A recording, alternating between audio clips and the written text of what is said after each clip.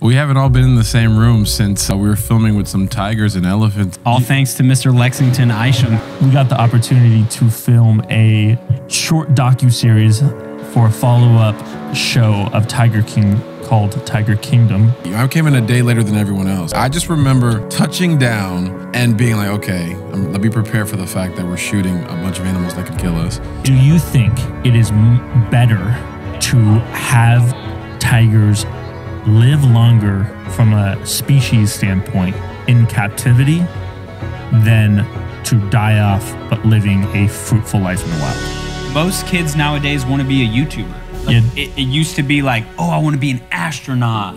I'll never forget when my sister turned 13, I sat her down and I said, you're going to get Instagram. You're going to see pictures of women on Instagram.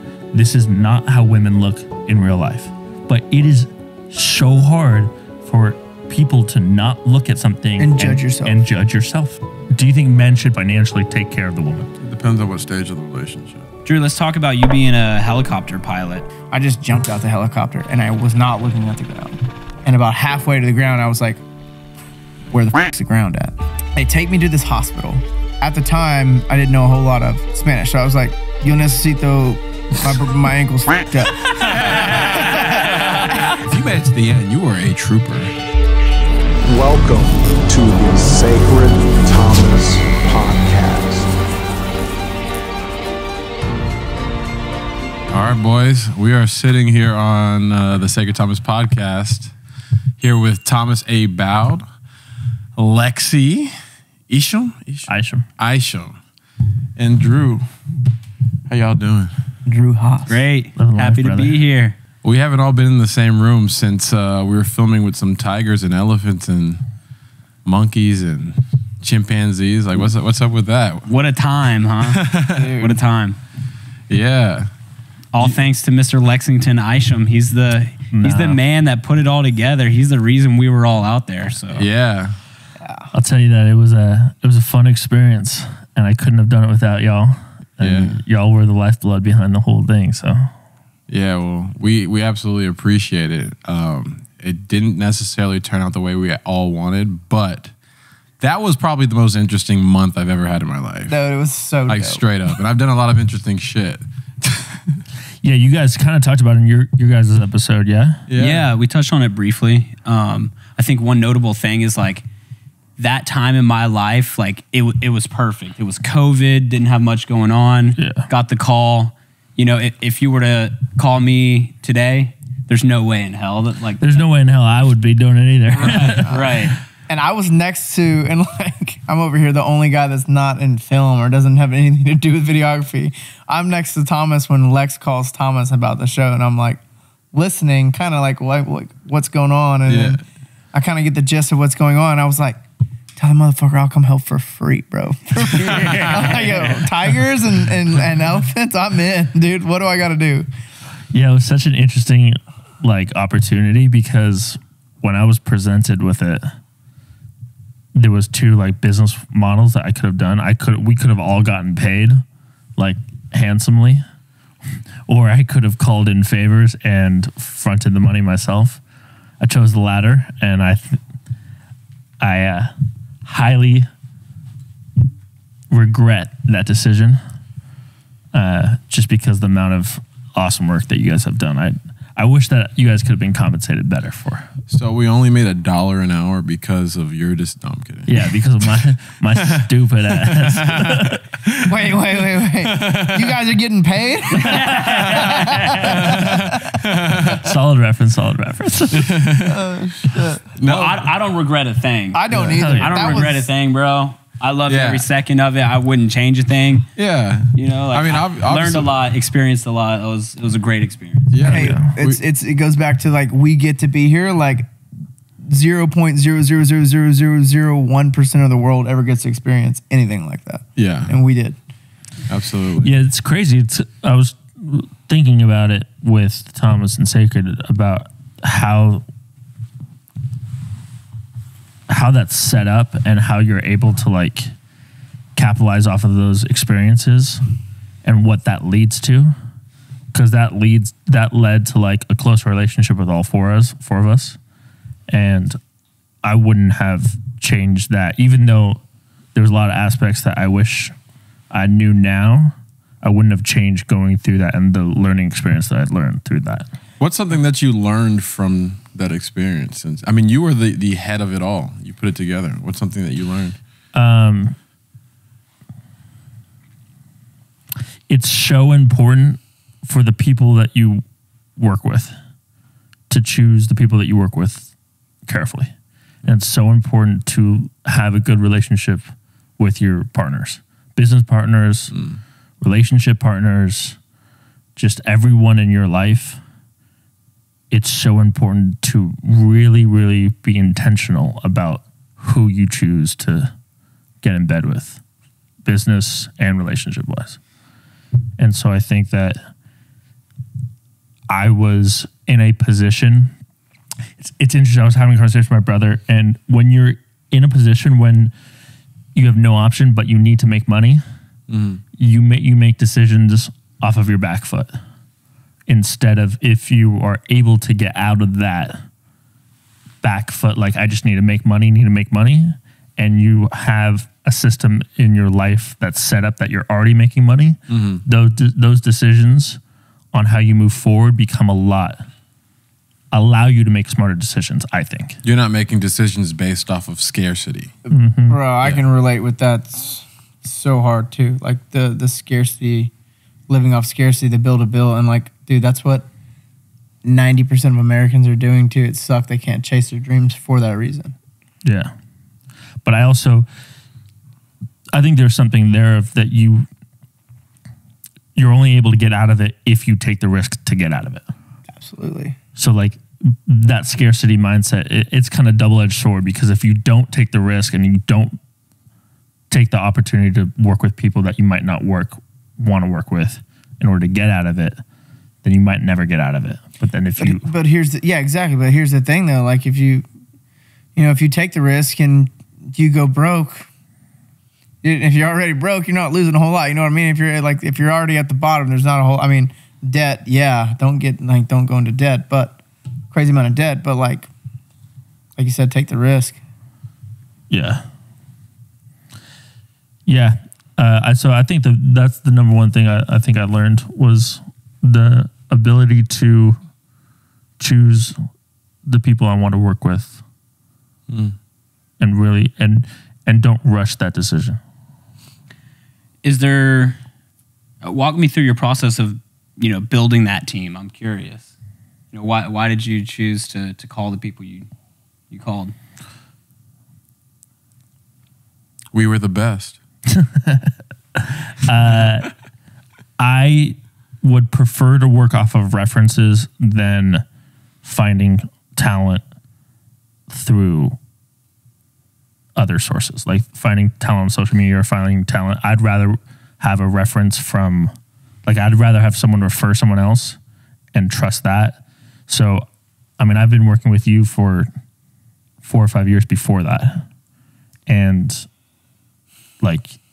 there's not a lot of other people at that time now and before that time that I admired more in the space than you. And so my mindset going into it was like, I need to get Thomas on board. So I did whatever I could to get you on board. And once I had you on board, I could then pivot and present, hey, this is the team that we're coming with. Because we've done so many projects together, getting other people around us, I didn't think was going to be hard. So it's developing a core partner, a core 2 or 3 people that you can then pitch. I think that was my mindset. Well, I appreciate you bringing me on, man. That's really, I'm honored. I'm honored to be a part of it. So hell yeah. And what's cool is that you then introduced these 2 fine gentlemen to me, and that vote of confidence that you had in them, I was like, I'm sold. And what we do isn't terribly hard. It's people that are willing to work hard and learn. And that's like 90% of it. Like we brought in Alex. Alex had no idea how to do audio. But again, audio is not hard. It's like a day of training, and then you just have to be somewhat intelligent. And Alex is a genius too. Yeah. But like it's checking levels pretty much and making sure everything's recording. Yep. And that you have batteries. And then I did PA work, and all that is just doing work. yeah. That's it. And like there's a level of organization that you have to have. There's a Right. level of like communication that you have. And I think that something that I really enjoy with you guys is your ability to communicate. I think is unparalleled. I think that's the greatest skill of our friendship is that like ability to look at someone in the eyes and have a solid like communication cycle with them. I think is top tier skill. Absolutely. We had a great conversation last night. Like we went to a lot of different places. I kind of want the audience to know about what you're doing now since, you know, the Tiger Kingdom stuff. I know you've got a business in the Grand Canyon, right? Yeah. I'm so sorry. I'm having an Airbnb guest actually call, I think. You Calling right now? Do it on the pod? Go ahead, bro. Hello? Hello, boss. So I'm the guy who rented your place. Hey, how you doing, man? Well, I'm not able to get in somehow. I don't know why. Oh my goodness. What's your name? Let me pull up your reservation. Breno, B-R-E-N. Yeah, I got you right here. Try the code. I'm going to give you a new code. Is that okay? Okay. All right, you're going to try 8989 and then the little check mark. Okay. Now I gotta wait because we tried way too many times. Yeah, no worries. You're from Brazil, yeah? Yeah, we all are. Oh, hell yeah, dude. You can do it again. 8, 9. 89 and then the check mark. Let's put it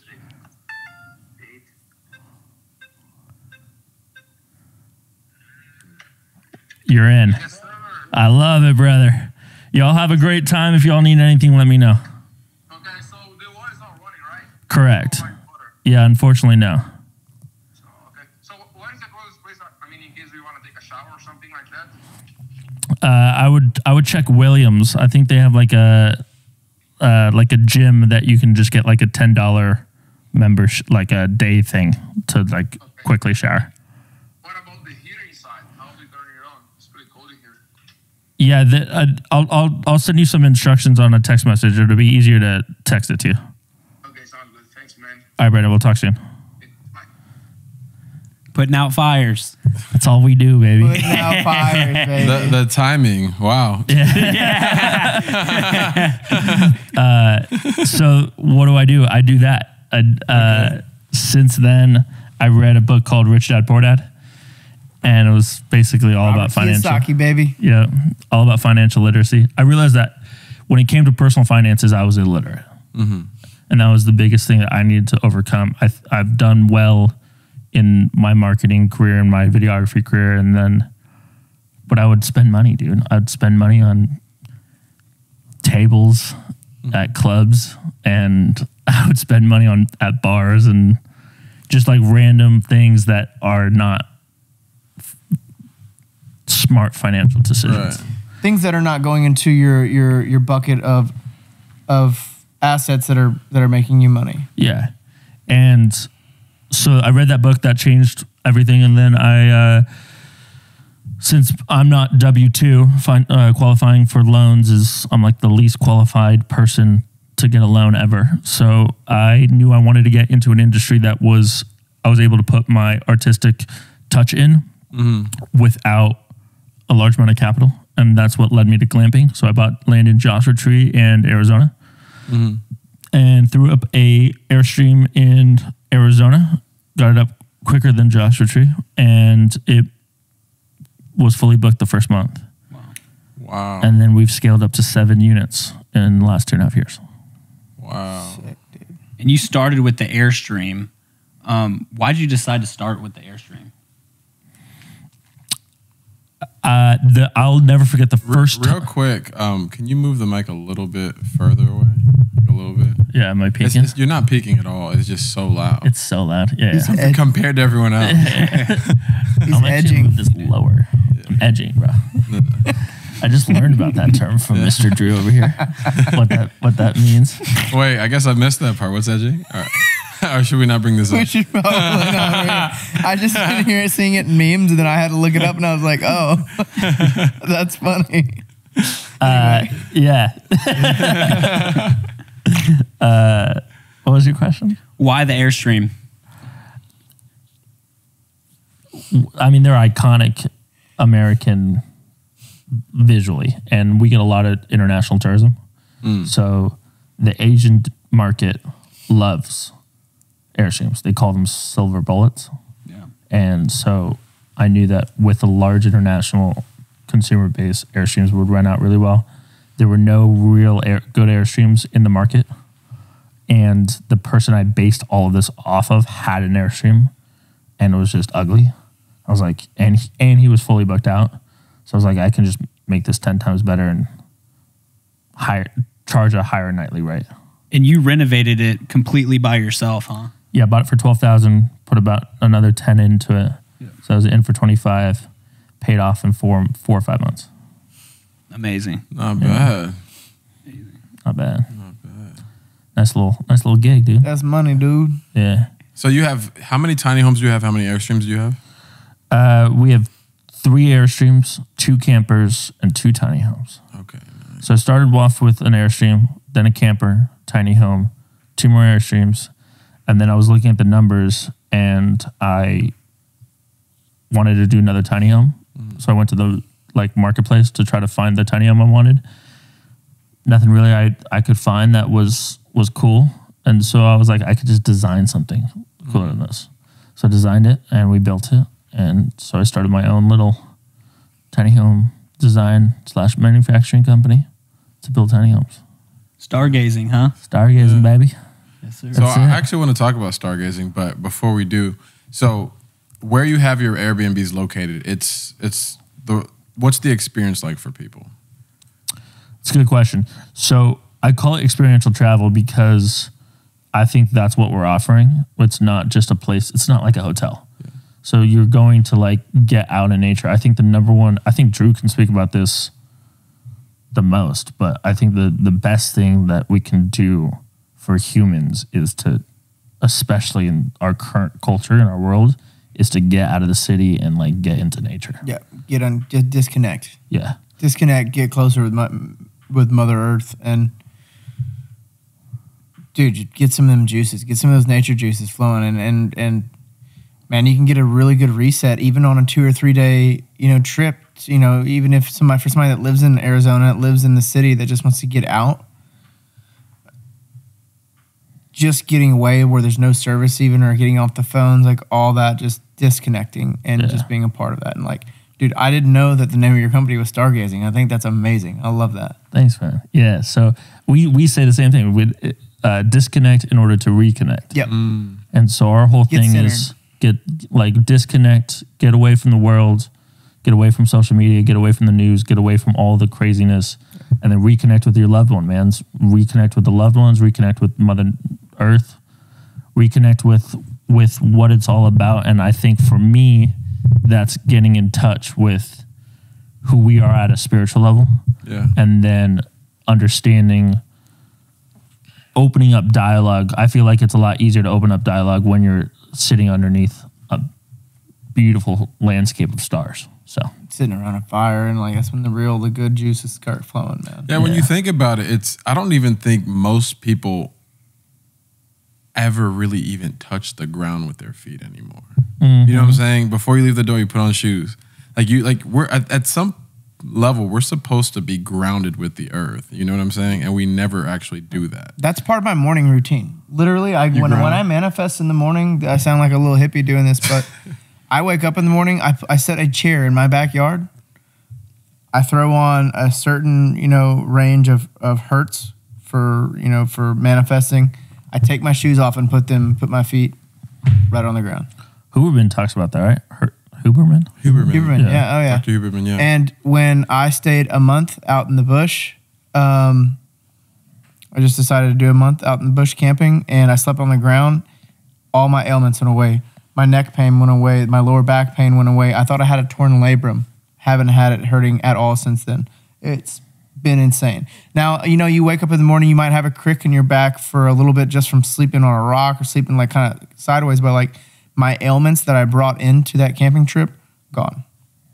Isn't that a lot of the wild? old people from like from when I say they're like, when you hurt your back, sleep on the ground for a few nights. And I was like, why? It's weird, but like now I understand. It pulls the inflammation out. It's crazy. Yeah, I think it's super special. I think I'll never forget the first time I had an experience in an Airstream in Joshua Tree, and what that like meant to me. So my whole thing was I want to give the opportunity for other people to experience what I felt the first time I stayed in an Airstream. So that was like the vision behind it. And I talked to a lot of other hosts, and I think the number one reoccurring theme in all of these successful businesses that's like outdoor hospitality is they create their projects for other reasons that are not money based. And then those tend to make the most money. Yeah. And most people say that about business anyway. Like, you shouldn't be in business for the money. You should be in it for the people and the experience. So let me ask you this. What do you think the number one thing, because like I've heard of like solving a problem or like is like how you should start a business. What do you think the number one element in creating a new business I think passion. is? Passion and love for what you're doing. Whether it's you want to start a business with a video production business. You know, I loved filming, so I started to do that because I loved to do it. I didn't think I'd make a whole lot of money doing it, but it's led me to where I am today. If you have a passion for, I don't know, girly shit, like I was in Corpus Christi. I forgot the name of this business, but it's basically just a bunch of like greeting cards and like girly notebooks, and it looks super like I personally wouldn't love the store, but it's like a huge hit in Corpus Christi that a lot of people are drawn to, and then like the owners there are always there and they love it, and people come there. It's like a staple. I gotta remember the name of the place, but I think passion's a huge thing because it's gonna be really hard to stick through the struggles when it comes to building it if you're not passionate about what you're doing. Let me ask you this. Do you think that you have to be passionate about the specific thing, or It could be do a you think you mission. can be passionate about the concept of business? I think That's a great question. I mean, Because I love business. The do vehicle that I used, like Alex Mosey talks about that. Like he loves business. Whether it was frozen yoga or gym, he would have done business regardless. And so do you think that you can have passion about a subject and then the vehicle that you actually use the passion in can change? absolutely. I think there's a million different possibilities. I don't know if I'm necessarily built that way. Like being passionate about the subject of business, because I'm not. But I'm passionate about working for myself. How would you describe passion? Huh? Like how would you define passion? How would I define passion? It's a strong feeling for something. How would I describe passion? So I mean, passion when it comes to a person, it could be love, right? Passion when it comes to a business. Like a burning desire Yeah. to perform a certain duty, or perform, it doesn't even have to be a duty, perform an act that you have a burning desire toward. That's how It's like a strong emotional response towards something. Okay. like I like that. Yeah.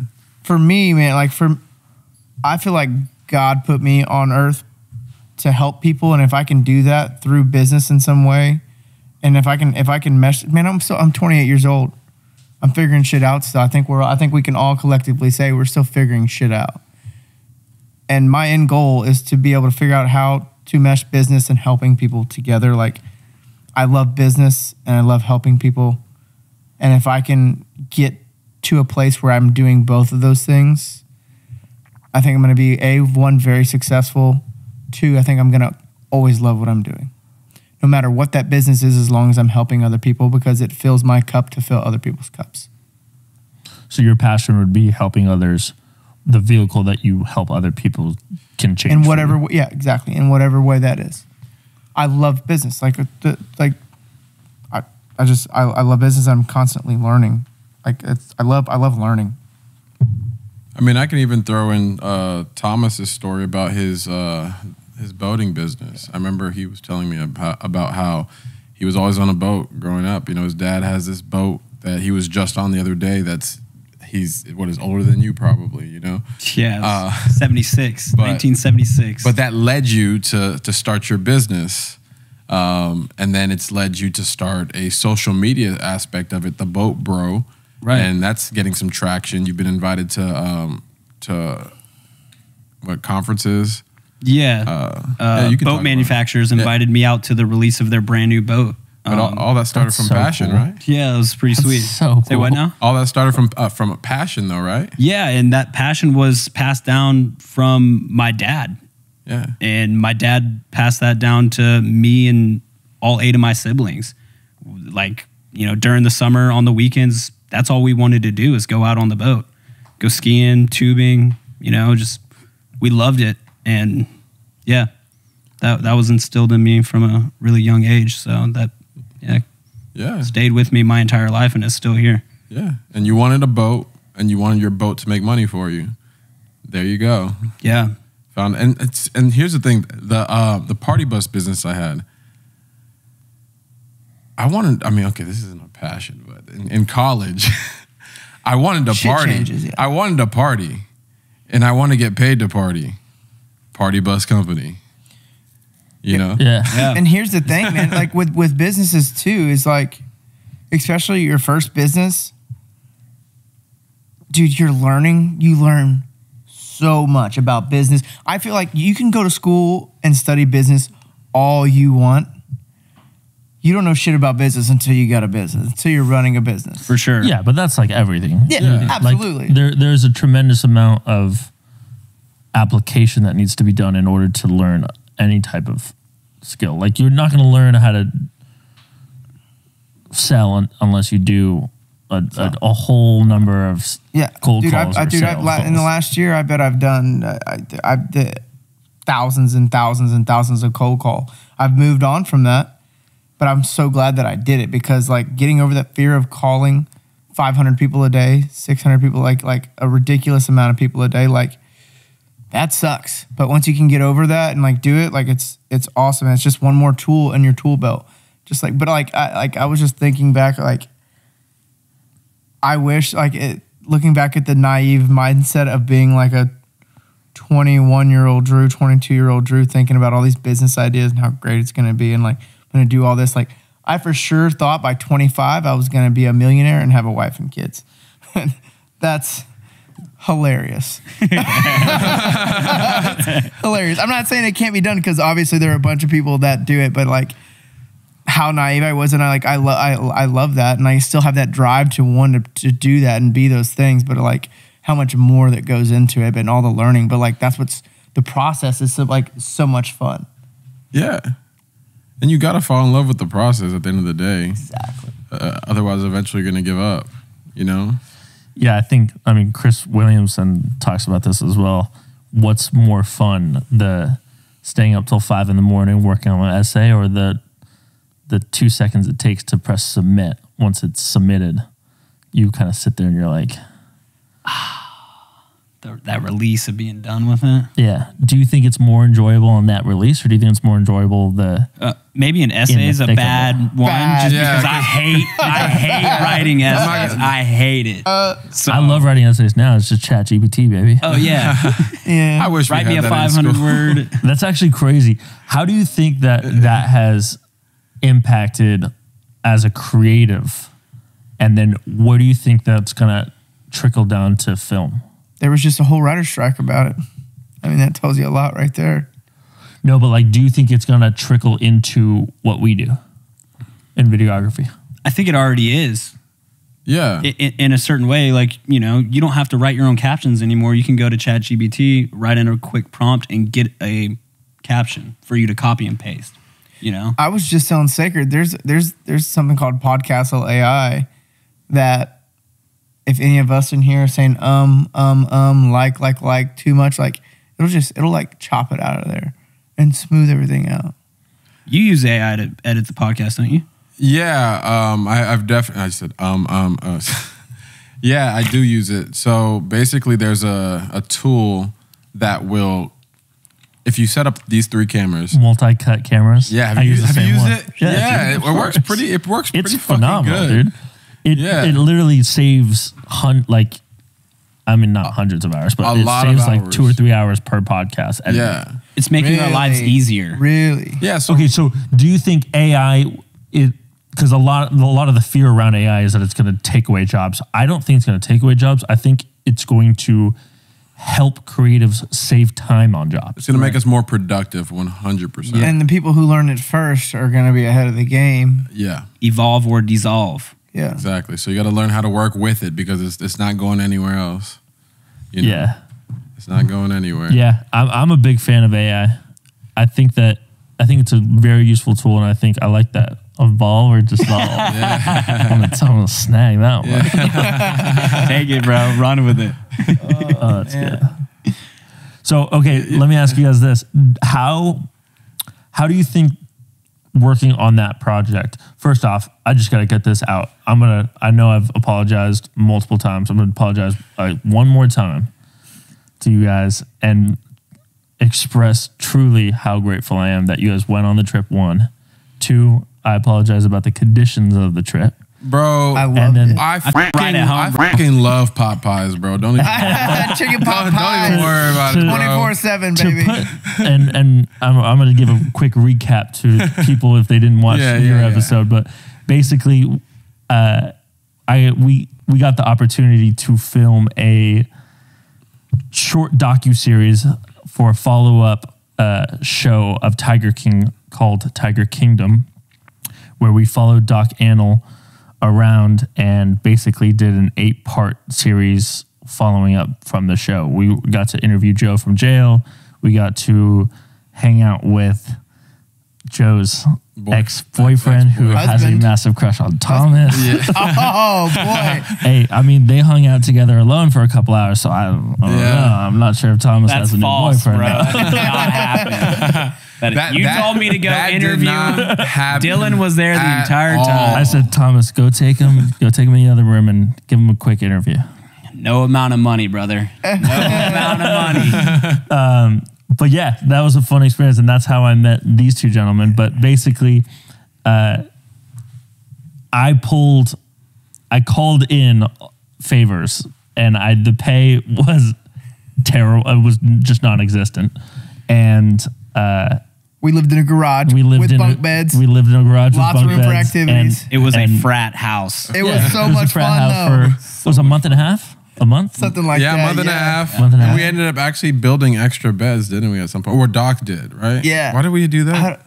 Why did you I do don't that? know, but like we were in the garage of where the celebrities stayed when they came to go to the safari. Yeah. So we hung out with them at night too, went to the bars with them at night. Like it was a wild experience, man.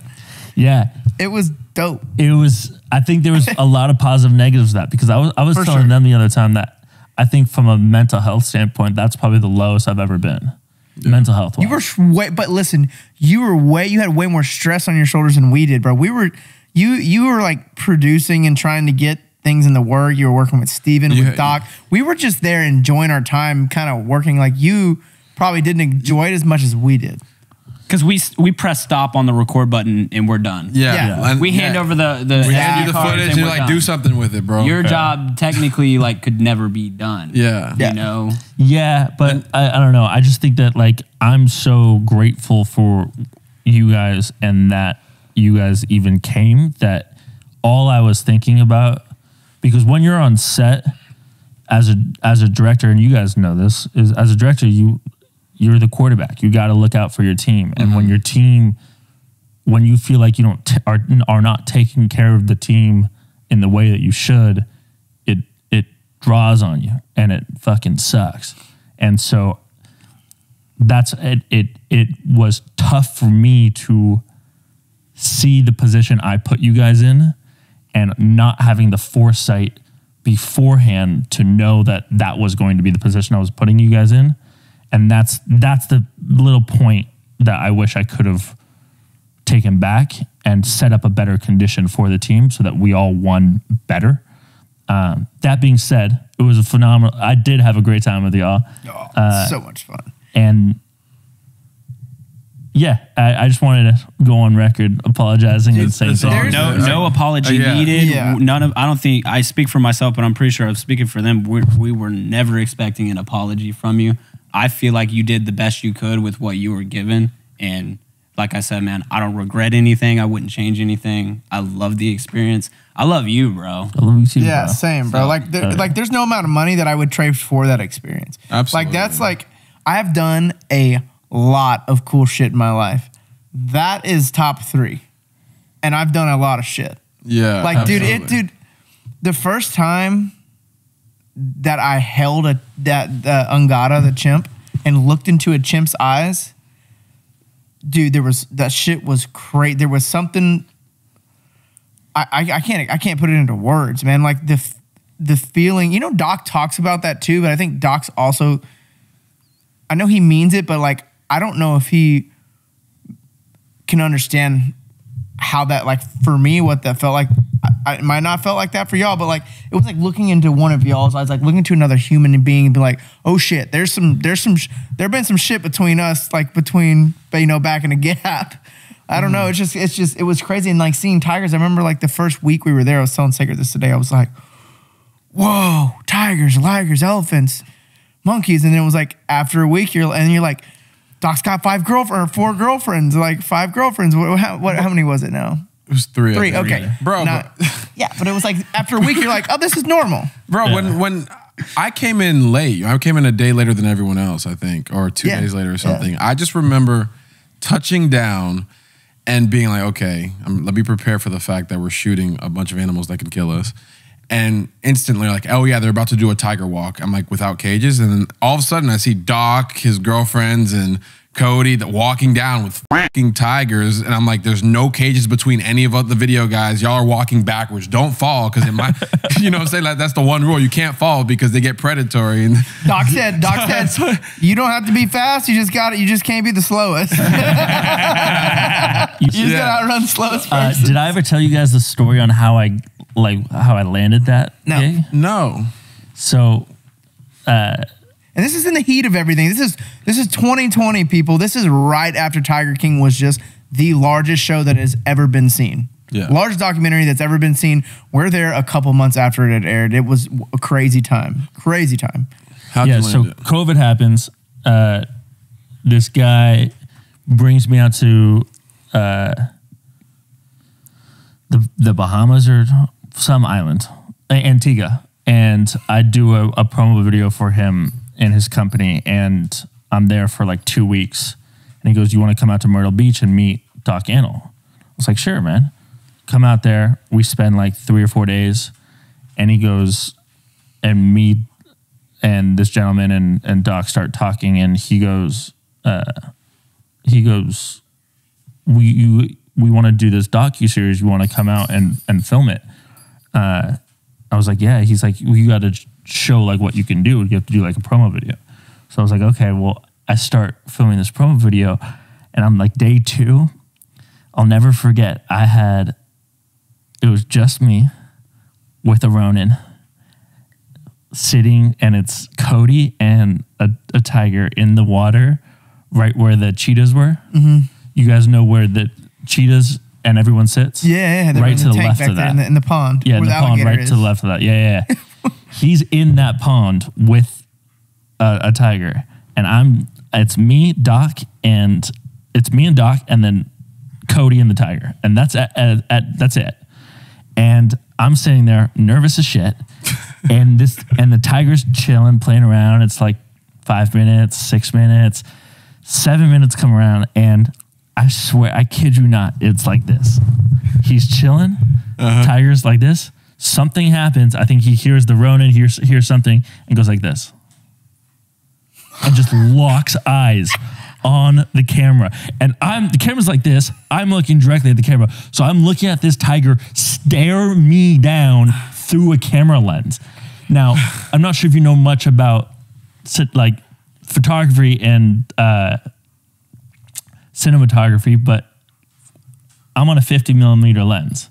So a 50 millimeter lens, if It's like Sacred is human eyesight. No, it's 35 as a humanized set. So I'm 50. So I'm on a tight lens, and so what is 100 feet away is looking like 50 feet away, and so I see a tiger dead staring at me in the eye, and I kid you not, in 2 seconds, he was 50 feet away to at my foot. Beelines straight to me, and I'll never forget. This was probably the coolest experience ever. It was literally the scariest moment of my life. I've never been. Okay, actually. So nobody was between you and the tiger. So it's Yeah, just keep going. Bro. He'll join us. He'll join us. Cody didn't have him on a chain. Yeah, nothing. No. Nothing. Tiger's off leash Okay. or off chain. Yeah. Fucking Cody, and he's jumping on Cody, and like they're having what they normally do, right? Yeah, they normally play around. And I'll never forget, bro, everything's fine. Dead look at me. And the tiger just stops. And Doc knows. Doc's like 3 feet away from me. Doc immediately like knows. So I start hearing Doc itching towards me. And I kid you not, within 2 seconds from him looking at me, he pauses for 2 seconds, beelines it to me. And I'll never forget, Doc is about the distance between me and Thomas. Takes 2 feet. You guys know in Lord of the Rings when Gandalf fucking slams his fucking thing? Yeah. He always Doc comes 2 feet in front or a foot in front of me and slams his little fucking cane on the ground, and the tiger is, I kid you not, like maybe 6 inches away from me. And the tiger just stops. Doc said, "You shall not After that moment, I was like, what the fuck am I doing? Okay, the craziest thing is, and then you still tell us to come out. I was like, oh, this is so much fun.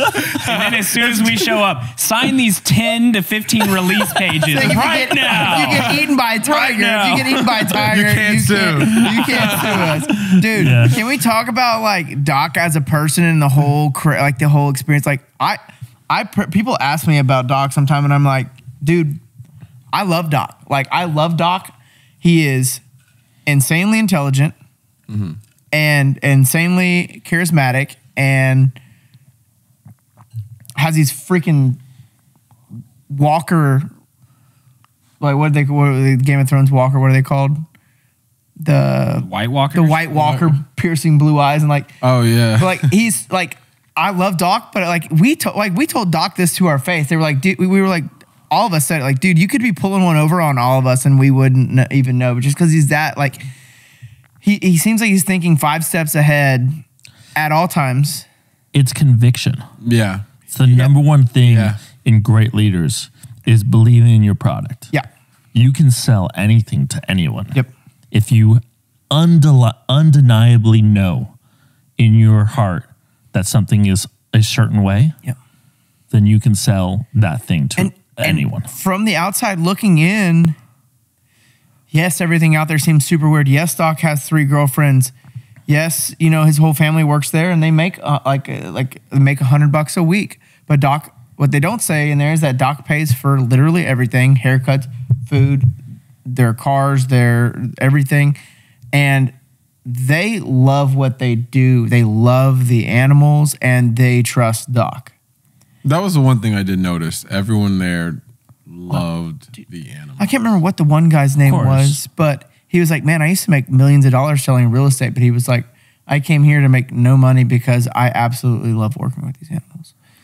It's not uncommon. Like there's a lot of family businesses that the people don't make a lot of money, but the owner of the company takes care of all of your expenses. Yeah. Yep. So it's not an uncommon thing. It's uncommon now if the owner doesn't take care of your stuff and also pays you like shit. That's something that. And everybody there was so nice to us. I mean, Cody didn't really want to deal with this. That's just because he's been burned so bad by Tiger King. Totally understand that. Cody wants to stay to himself. Cody wants to do his own thing.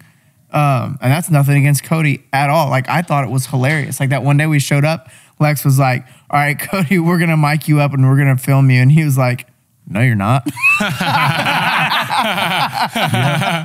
Yeah. I was like, okay. Me and Cody got kind of like tight though at the end of it. Yeah. Yeah. Yeah. No, not really. But I think they realized that we weren't there to shit on them like Tiger King was. Like Tiger King there was did, an like, ulterior motive with Tiger King. and clearly. then like the guy in Florida, what was their name? The other zoo in Florida that got so shit on.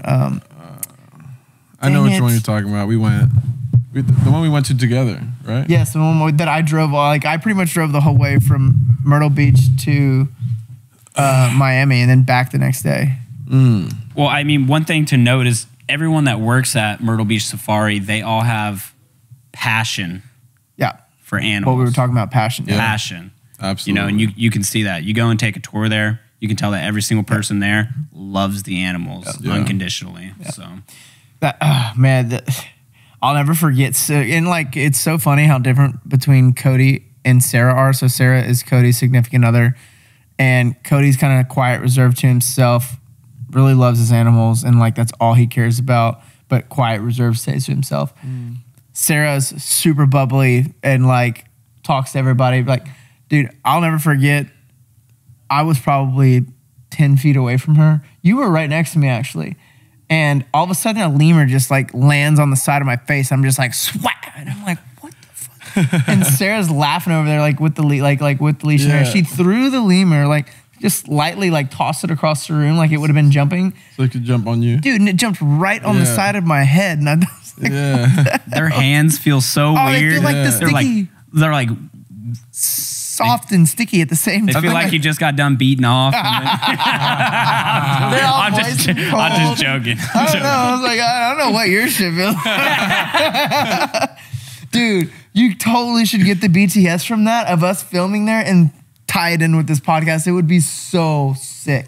I mean, if I Some can get, shots if of I it. can get access to it, absolutely. Like said, he's got it, dude. That would make us sweet. yeah. That would be so sweet to like cut in that. 100%. That would be great. Dude, to that cut in. experience was just. What else did we do? We hung out with Kalani, and like Kalani Hilliker came out for a while. She was super cool. Kalani loved to party. Yeah, she did. Dude, I thought it was wild. I didn't even know who Kalani was before she got there. We all go out. We were in like the Neither college did I. town. Yeah. Yeah, I didn't know We all she go was out either. and then like all of a sudden all these girls like her age are just like one girl was like, "Are you Kalani?" And she was like, "Yeah." And whew, dude, it was just like whew. And I was like, "Who the hell is this chick, dude?" Yeah. Dance mom, Dance superstar, moms. superstar. Yeah. There was a magician out there. Oh, and that's how I got. So Jay came out there. I had never met Jay before. Jay Prehistoric with Prehistoric Pets here in LA. He introduced me to who is now a really good friend of mine, Ross Smith. And it's just like, and then I took Ross down to Ox Ranch and drive tanks down in Uvalde, and it's just crazy the connections that I made from going out there, even with y'all, and then the connections between us and like Lex and Chris and Alex and who else was out there with us? Dylan. Dylan, like all those guys, like all the connections that we made just from that. Dude, I've got lifelong friends from that with y'all, and then even people that I met through Doc and them, which is just, it's crazy. It was like a fraternity for real. It really was. 7 dudes in a garage, basically, eating Popeyes, making music videos. Oh Music video. No, so the music video I have, we could definitely link that to the, The music podcast. video, dude. Thomas hit the backflip, and then it was like doing. Hey, dude. That was so much fun, dude. Swimming with Bubbles, like we all got a relation. I feel like I could go back there right now and Bubbles would remember who I was. Yeah, absolutely. Elephants are so Bubbles smart. was so cool, man. Yeah. The fact that he's had her since she was 2, and she's 39 now. She was 37 when she's like 40 now. That's wild. Wow. Yeah. And Bubbles is such a big part of the safari. Yeah. And what we got to do every day, that would cost a normal person like $15,000 just to do what we did every day there. $15,000 a day. A day, per day. To swim with Bubbles. To swim in Bubbles, swim with the baby tigers like we did all the time. What do we call tiger shit when they would shit in the pool? What do we call it? Turtle eggs, or like what do they call it? Turtles. They would be like turtle something. Yeah. I don't Something remember. about turtles. Yeah. Yeah. What else went on there, man? We need to get Lex back in here. I don't know. was just a wild experience. Wild experience. I'm trying to think of like, so I know, I feel like I've gotten some work because of it, but not directly. Yo, and they put some of the footage on Tiger King too. They did. They did what? Dude, some of the footage that we filmed is on Tiger King too. They ripped. It is. Have you not seen it? Did they cut the check for that? We gotta get Lex in here. We gotta get Lex. I mean, either way, we signed all of our footage to Lex, so we wouldn't have gotten paid either way. Right. But he should have gotten paid. Yeah. Maybe Steven got paid. Kentucky. I don't know. But we got to ask Lex when he comes back. Gotta get this man in here. What? Well, all of the footage that they used on Tiger King, was that posted as like a trailer? Did they take that from the trailer? Did they take that from one of the episodes? Do y'all know? That I don't know. I know for sure Wait, I saw one of the trailer shots. Oh, the footage that they used. I think it was they used some clips in the episodes. And did they credit at the end, like credit to Tiger Kingdom or anything like I didn't that? look that hard I didn't into even it. look for it. I was just taken aback. But Dude. I wonder if Lex knows. I don't know. I will never forget one thing that used to creep me out so much is being there when we would film the night safaris and I was running batteries. I'd be walking back. I'd be walking back to the main safari or back to our house or like getting on the golf cart, and I would be walking through the enclosure basically, like where everything's at, like where all the lions and tigers are and everything, like. Oh yeah. And you'd hear what was the lion's name? You'd hear him like making some crazy ass noises. Ivory. Yeah, King Ivory. And then you just hear some shit, bro. But like it would make the hair stand up on my neck. And I'll never forget walking back one day because Doc has these badass tunnel systems built for the tigers around the enclosure. So the tigers, they rotate them in and out, they can get their exercise in. I remember walking through there at night and hearing shit and just being like, dude, if somebody left the gate open, I know. I know, right? So fucked, dude. So fucked. Yeah. But good thing they run a tight ship and we were safe. I know, but still, it's just like I was telling him, Lex, like running batteries back when we would film the night safaris, and I'd be running batteries back and forth by myself through the woods, like where I'd be like, bro, if somebody left the gate open. Wait, wasn't that what was the story with? Did you guys already say the story with Chris when there was a tiger run, or with Alex? And there was in the middle of a tiger run, I think Alex went to go get batteries and come back, and he was walking through the tiger run. That was not me. And I would Chris shit my pants. And Chris goes, and Alex is like, yeah, I'm coming back with the batteries. And Chris is like, don't like walk by. The tigers are literally out running, and like literally saved. Oh, I wish Chris was I here. remember him saying that. Yeah. Over the walkie, right? Yep, I over wish the walkie. Dylan, Yeah. I wish Dylan, Chris, and Alex were here. That would be so much fun, dude. Yeah. Bro, Chris cracks me up. But dude, remember when he interviewed, when we were setting up interviews that day, when he went off. But I was telling him, but while you were outside, like I watched Tiger King 2, and they definitely ripped some footage from the shit that Did we you see that? Yeah, we're in it though. We're in the credits. Oh, we're in the really? credits? Yeah. Oh, I didn't know Just that. Tiger Kingdom. Tiger Kingdom. Tiger is Kingdom. in, yeah, I mean our names Did are anybody not. get I don't want my name. I don't want my name on it. Did anybody get paid for that? Did Kentucky get Did paid they ask for you for it, or did they just use it? That when it comes, and that's the sad part, is that I didn't handle any of the business aspect of it, and that I think was a big regret of mine. I don't know. I have no idea. Okay. I don't know if they asked permission. I don't know if they got paid. Knowing the business partner we partnered with, I guarantee that we'll never find out if they got paid or not. I wouldn't be surprised if he sued Netflix to get paid if he did not get paid. That would have been smart of But there's also a what is it called? A free license clause in media that if it's under 5 seconds, you can rip it. So as long as they don't Fair use. fair use clause, yeah. I remember the name of that zoo now. It was McCarthy. It was McCarthy Zoo. I like that That guy was so cool, man. Yeah, his place was The dude with the beautiful. snow leopard. Yes, and Right? the one that they made look bad when he actually was like, dude, he's Just the done nicest so guy. much good stuff around there. Like, I actually went, so after we filmed all that, I went to Miami a year and a half ago. about a year and a half ago for Ross's birthday. And we went to the other guys. I got to go to the other guys' zoo. That was in Tiger King. What's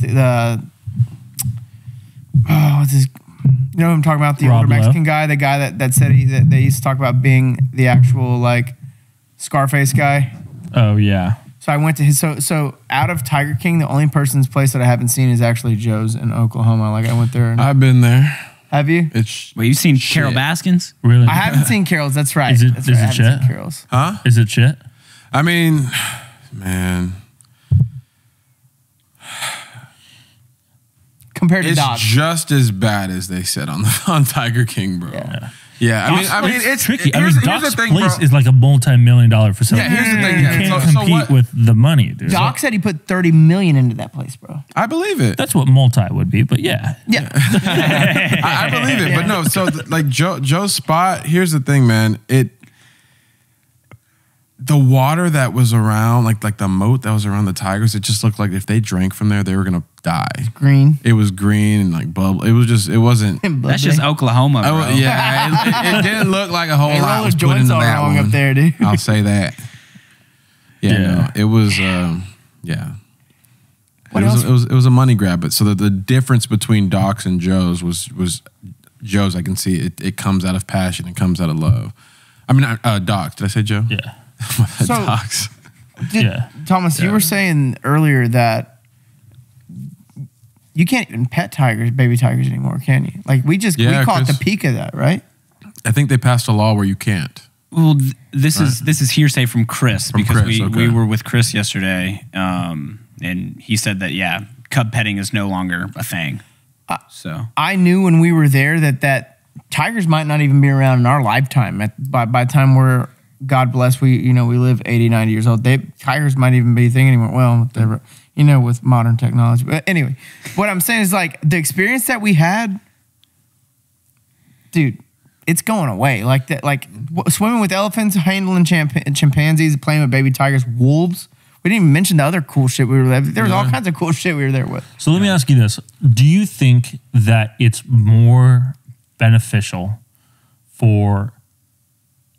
because at the rate that we're at now, tigers will go extinct in the wild because the wild's not really the wild anymore. Their habitat's gone. Yeah. So do you think that at the rate that we're operating at now as a civilization, tigers will go extinct?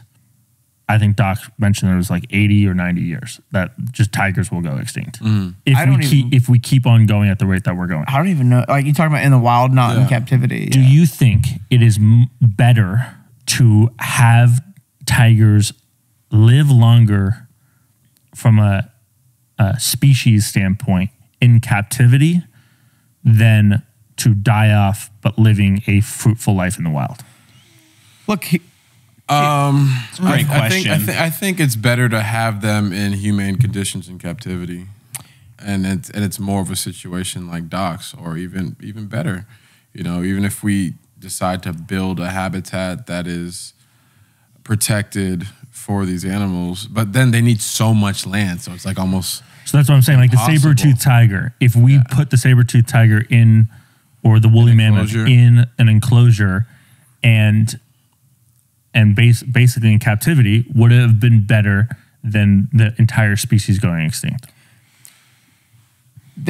listen, like what I'm saying now, what they can do is now they can freeze a bunch of eggs and sperm and shit, or like they're rebirthing a woolly mammoth in 2026. Did y'all know that? Yes, they Jamie, look that up real quick. Yeah, hey, young Jamie, look that shit up real quick. Anyway, but like, Bronxy, get to work. I mean bro. that's an option too, man. Like if they do go extinct, like with everything we have now, like they can take all their shit and put it in CRISPR and do whatever they need to do with it. But at what point is that Ill like, will. or just immoral? Yeah. Right? Like natural selection, the woolly mammoth was extinct before humans existed. No, No? not true. I don't know. Don't look at me, bro. No, I think we lived alongside. I think we lived alongside with woolly mammoths. Yeah. Did they go extinct because of humans? Ice Ice Age. Age. Ice Age. So like, is it immoral for us to bring them back whenever natural selection pushed Humans them fuck out? everything. How much does human control play into species longevity? a lot. And what is that beneficial from a species standpoint? Look, I think everything on Earth works together. I think we're all a part of this web, and I think humans are fucking up the web a little bit. Not a little bit, a lot. Dude, every reaction has an equal and opposite. You know the science bullshit. You know what I'm talking about? Every reaction has an equal and opposite reaction. Yes. I mean, we're asking about morality. Animals don't do that. Nature is metal. Nature doesn't do that. You know what I'm saying? So we're adding our own story into this. So what is it, anamorphic? Anamorphic Is when we put our own science. When we put human feelings and emotions into animals. Into animals or nature in general. Yeah. Nature is cruel. Dude, there's an Instagram page called Nature is Metal. Do I think morality is real? It feels like it to me. But if you think of everything as the universe as a whole, I mean... Well, I think as every living thing in our... If you boil down, every living thing is doing one action, and it's surviving. Mm-hmm. Like from cells, from animals, everything is just trying to survive. Yeah. And so is putting a tiger in captivity so that it continues to survive more moral than letting it live naturally in the state before humans, less moral. I wish I would have taken some mushrooms man, before but we I talked think about this. Depending on the conditions. If it's captivity in a box, absolutely not. So then what's the line of conditions? Yeah, because like a tiger's range might be 100 miles. I don't know how. It's some crazy shit like that. Like it's so it's like 50 miles, how much land do they need for them to do tiger shit? To do tiger shit. But then if you put scratching their balls. But then if you put two male tigers in that vicinity, naturally they're gonna fuck each other up. Exactly. And so us letting that happen, is that moral, or us not letting that happen moral? Bro, like I said, I wish I would have taken some mushrooms before we had this conversation, because I could have got a little deeper on the subject. What do you think, Lexington? I think Lex just wants to ask the questions. I think that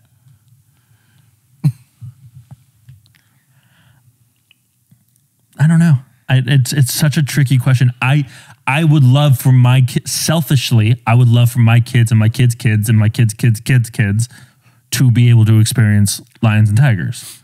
I was able to, and I think they're beautiful creatures, and I want to keep them on our planet.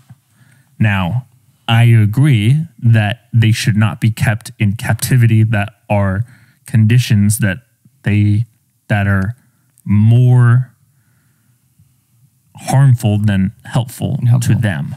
Now, what line is that? Because we can't really know. And right? We're guessing that they're living a good life. Right. So if they're raised in captivity, they don't know any better either. That's just like cats. Like cats, does your dog look like it's having a bad time right now? He looks like he's not giving a fuck. You know what I'm saying? Like, that's a wolf, dude. That thing was a wolf that we bred down. Like we don't even think twice about our house cats. We don't think twice. Dude, house cats fuck shit up. House cats are really bad for the environment. Like, I mean, they just kill shit to kill shit and show it to you. I'm serious. Like Doc was spitting house cat shit to me one time, and he was like, cats kill 300 birds a year. It's not that much, but it's crazy. And I asked Doc one time, I was like, Doc, why can't they just take, why can't they take these tigers that are raised in captivity? Why can't you just turn them out like a fucking cat? Cats kick ass when you turn them out. And he's like, no, they don't.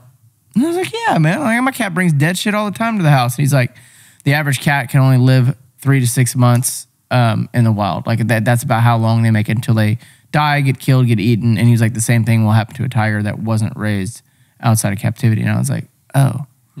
So that's a whole thing in itself. Like reintroducing them back to the wild, it's a whole thing in itself. Yeah, I wouldn't even go there. It was more of the point of captivity compared to the benefits of captivity compared to the benefit of them not being here. Yeah. And what's more moral? And is it even our job to identify as as humans, is it our job to play God with their species? Well, we fucked it up. We're playing God by destroying their habitat. So we're doing it regardless. So I think it is kind of our job to almost try to reverse that damage. I think everybody could agree with that.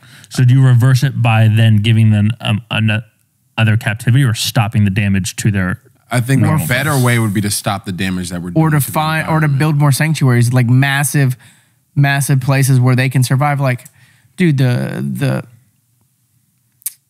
national forest in Alaska, like the whole southeast coast of Alaska, is like 50 million acres. Why can't you find somewhere like that in the world where the tigers can thrive? We're like, dude, like in Texas, we bring exotics from all over the world that thrive in Texas. You can't tell me that there's not any other place in the world where there's room where these tigers can thrive. Like, why can't we just drop them off out there? But then back to the whole thing, every action has an equal and opposite reaction. Then the tigers are fucking up the native species are native species, So and it's a dangerous game you're But playing. then at the same time, humans are playing God. Exactly. Humans are controlling nature We're that assholes. wasn't supposed to be controlled We're the by assholes. humans. We're aliens. Somebody dropped us off here, and now we're just fucking up this planet. But you know, do you value a human life more than you value an animal life? So now we get into a good conversation because I think we do. I think we should. Well, which We should value which animals species- more? Humans more than animals. I agree with that. I I feel think- like a human life is worth more than Rose an before animal hose. life. Personally, I 100% agree with Why that. do y'all think that? The human cognitive. That's why. Yeah. like I love this dog right here, but he can't do what all four of us can do. You know, he can't drive a car. So that alone makes us more valuable. I'm just asking questions. Yeah, Yeah, absolutely. 100%. Yeah. So then, why are we even thinking about morality? Just the tigers, bro. But was a joke. with great power comes great responsibility. My boom is right in your face. Is it? Yep, right across your face. Damn. Here, let's try this. So I think that it plays a fun game there because I do think that we as humans need to take responsibility for our surroundings. Yeah. And part of that is the animal kingdom. Yeah, I agree. But you'll get one side, you'll get the PETA people that say leave them in the wild, and if they go extinct, they go extinct. PETA. And who are we to play God? And then you have another set of people like Doc who said, I'd rather these animals be in captivity and our kids get to hang out with them and see them and experience them and the creatures that they are for it. I also then look at it from this viewpoint of they're such a powerful, like they could just kill us at any moment.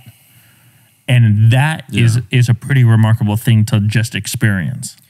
Oh, just to be around them is an experience. It's kind of like looking at the chimp for the first time. Seeing a tiger is wild, man. Yeah. And then seeing Doc walk out his 900-pound liger, holy shit. Yeah. I literally could have shit my pants when he walked that thing out. It was like up to his titties. The first time I walked, that was day one. Whenever we Day did one that, we did that. we did a walk with the liger and we were filming, and I remember at some point the liger's neck just went and turned, and I forgot who we looked at, but Doc's like, lose the jacket right now. Yep. Were you with me? Oh, it was Chris was wearing a puffer. Yep. Yeah. Or was it you that was I wearing was. a puffer? It might have been Chris because I It wasn't was tied wearing. around his waist. Yeah, like, lose the Someone jacket was right wearing now. He doesn't like colorful. it. He doesn't like it. He's like, oh shit. Yeah, it was like when that puffer rubs against the other thing, that noise. He didn't like the noise. Okay. That's a good chuff. That's a good The chuff. That's a good chuff right there. I have a video of like we're filming the night safari and I'm filming like the tigers and I pan over and I walk up to Tiger and to Thomas and he's wiping his face and I said, "What's wrong, Thomas?" And he had just been filming up close of like one of the tigers like in the enclosement and it sprayed him and it pissed off him and he goes, "I just got pissed on by a tiger." I need a t-shirt now. I need a t-shirt. Yeah, I just got pissed on by a I just tiger. got pissed on by a tiger. Fucking Carol Baskin. What else was crazy? I mean, what else went on down there? Like the chimps, man, how smart. They scared me worse than the tigers, bro. Yeah, they scared me worse. Sugriva, no, Bali. Yeah. It scared me worse than the tiger. They'll rip Just your balls off, bud. Because Yes. of what, Doc had said. Like, I'm scared actually the shit out of more me. afraid of y'all being around them. Them slapping the tables like and shit like that, dude. They are so strong. Yeah. They are so It's strong. insane to know their capabilities and how close Fuck they are you to up. actual Tough humans. fuck. All the time. Doc, I'd be sitting there eating my chicken pot, my 1,000th chicken pot pie for the month, and Doc would walk into our garage editing / apartment, and Bolly would I'd be sitting at this side of the table, Bolly would sit at that side of the table, Doc would sit right there, and he would just, man, I don't like the way that thing looking at me, dude. So what do you think the difference between humans and apes are? Not a whole lot.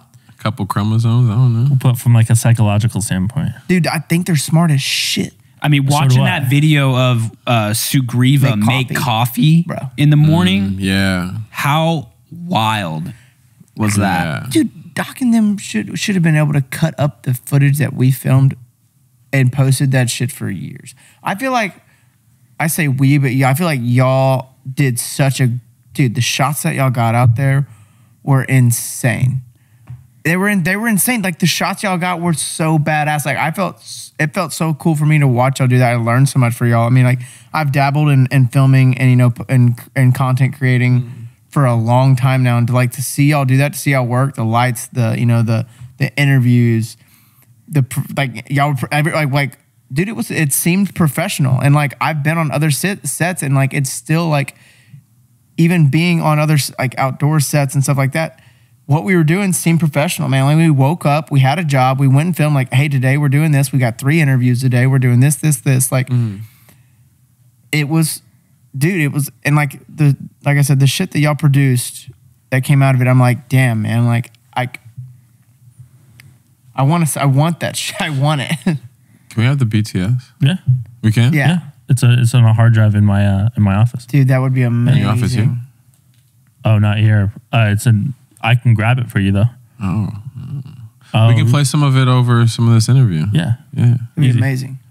Yeah, there's tons of really good shots on it. What's really interesting though is looking at the quality of stuff that they had before us, and then now the quality of stuff that they have, because they hired a new videographer, and he's like a young dude who like was like, I saw some of the stuff. He's like came up in the era right after us in the whole travel space, and he like their quality is so much elevated. It's like what we shot for the show. Yeah. But looking at everything that they shot before we arrived, that was cool. That was a really good acknowledgement to how just talented you guys are on how the level of quality of our product that we deliver. It was nasty, man. It was nasty. Like the tiger runs, the shots of Cody, like the tigers jumping on Cody and stuff like that. Like a lot of those quick badass shots were. I watched the show. They put them on the show, and I'm sure they would have put way more if they could have. I know for a fact they would have.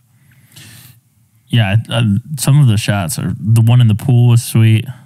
And we haven't talked about like how much. We haven't talked about how much Tiger King said that we went there and we were like, "This is bullshit."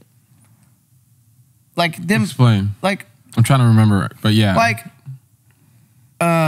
them pointing out the houses and being like, oh yeah, that's where she lives, and and it just being total bullshit, and then like the whole thing with the McCarthy Zoo and them like painting him as a bad guy. Oh yeah. And then going and seeing his setup and seeing how much they take care. Like, dude, he was taking in deer that had their legs broken when most people would have just shot them in the ditch. Yeah. He was taking in deer and rehabilitating them and stuff like that. Like, yeah, it definitely let me know that how anyone can shoot something and tell their own story. Yep, and twist. Yeah, but that's every TV. That's TV. That's That's social TV, media, but I think that was the moment in my life personally that when I realized it's like, wow, you can't always believe everything you see, because like a documentary, like, oh, they did their research, they made sure everything was factual. That's not necessarily the case. Sometimes you create a documentary and you have a narrative that you want to tell, and you're just going to find supporting evidence to tell that narrative. Yeah, most documentaries are scripted before they even start shooting. They say we're gonna start with this as an introduction. Our climax is gonna be this, and then we're gonna do this, and then let's go shoot around and figure out how we can get this. Right. And I think that Tiger King literally was shot. All the footage was already shot for Tiger King before they made the story of Tiger King. So they took all the footage, then they packaged it, tried to sell it. They didn't get it sold. Then a new production agency took the footage and edited and created a new story around the footage. And so it's like reverse engineering storytelling to sell fear. Because that's literally all it is. It's selling fear. Doc said that the first time the Tiger King people came to film at his safari, it was under the guise that it was for conservation. They had tricked him. Yeah. But I don't think they even tricked him. I think that literally they went in there to film that. And then they tried selling it and they didn't get it sold. Yeah, maybe that's... And then when they sold it to the other production agency... He said eventually they got... Yeah. I think they eventually obviously tricked him, but I don't think that when they first filmed...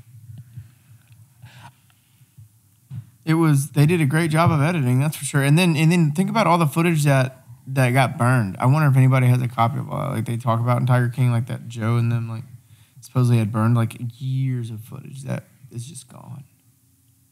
Yeah. Some wild shit. I don't know if y'all still follow Joe on Instagram, but he posts some wild shit, dude. I don't. What is he doing right now? He's in prison. But he's posting from prison. And dude, it's so funny. People will be talking shit to him in the comments. He will respond to all of them and talk shit back to people in the comments. I saw him. He responded to one of these guys the other day. This guy said something to him on the comment, and Joe just responded, "Your videos suck." I was like, what? He's like trying to run for president and shit from Is jail. it him responding, or is that like his PR team, or like? I think it's him. I think how much access do you have to how do you get a phone in prison? I don't know. Since when do you go to prison and still have a phone? Bro, listen, I worked for some guys down in Mexico and we were catching deer down there. Some guys, and they were strapping GoPros to me and sending the footage to him back in prison. He was calling us and shit in the evening off of his cell phones. Mexico's a little different. Mexico's a little different. Things run a little different down there. Yeah. Me and Thomas have some good Mexico stories. Puerto Vallarta. See, I wasn't going to the nice parts of Mexico. I was on the border of Mexico working, so it was a little more sketchy down there. A little more, you might get shot in the head. Drew, let's talk about you being a helicopter pilot. Let's talk about it. That's how I met you. Yeah. What got you into it?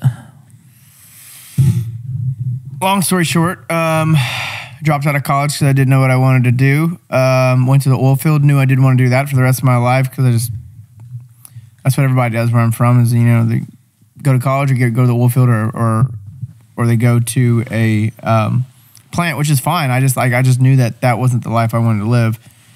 I'd gone down to Costa Rica, met my cousin that was 10 years older than me for my senior trip. He introduced me to a younger guy named Marco. Marco called me a year later after I dropped out. I was in the oil field.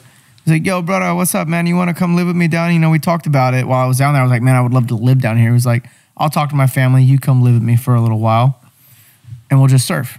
Called me up one day, asked me if I wanted to come move in with them for a couple months for free. They'd feed me and everything. Called my boss to put the 2 weeks in, went down there. Kind of got to thinking about okay, what the fuck do I want to do with my life? I'm like 20 years old, have no idea what I want to do. But this helicopter would fly into this little town, Samara, that we were at, once a week. And I think it was delivering medicine or doing something like that. It would just fly in and it would land on the field. And I was like, that would be badass. My grandpa had a little bush plane when I was growing up in a grass runway, and I grew up catching exotics, and I was around helicopters every now and then with that, and but I was like, it clicked right then, and I was like, I want to do that. So when I got back from Costa Rica, my grandparents were very big about going to some kind of school, going to college. And I never thought they'd go for it. So I went to my grandparents' house because they kind of helped us push us through college, like all of us grandkids. And I was like, I know you want me to go to college, but I don't know what I want to do, but I think I would love being a helicopter pilot. What do y'all think about that? My grandpa was like, I think that'd be a great idea. And I was like, no shit. So I found a school that was an hour and 10 minutes away, and I got my oil field job back. I went and did a discovery flight with them in Veracity Aviation in Seguin, Texas. And man, I fell in love with it. I went and did my discovery flight. My grandpa approved of it. What's a discovery flight? It's like you go to school, you pay $100. They take you up in a helicopter. They let you take controls, and like once you're up in the air, they're kind of on there with you. But like once you're moving in a helicopter, it's like flying an airplane. Like it's the hovering's the hard part. But like they let you fly a little bit and kind of get a taste for it. And you're like, oh shit! It was my first time I had ever been in a helicopter, like ever been flown in one. So my grandpa, God rest his soul, being the man that he was, took a loan against his cattle because we raised cattle. He took a bunch of his cattle and took a loan against them and helped me get a loan. It cost me $65,000 to get my commercial license. And I got my oil field job back, and I would work from 6, 7 in the morning to lunchtime to 11 o'clock or so, gauging wells. And then I'd haul ass and fly the rest of the day and come home, and I did that 5 days a week.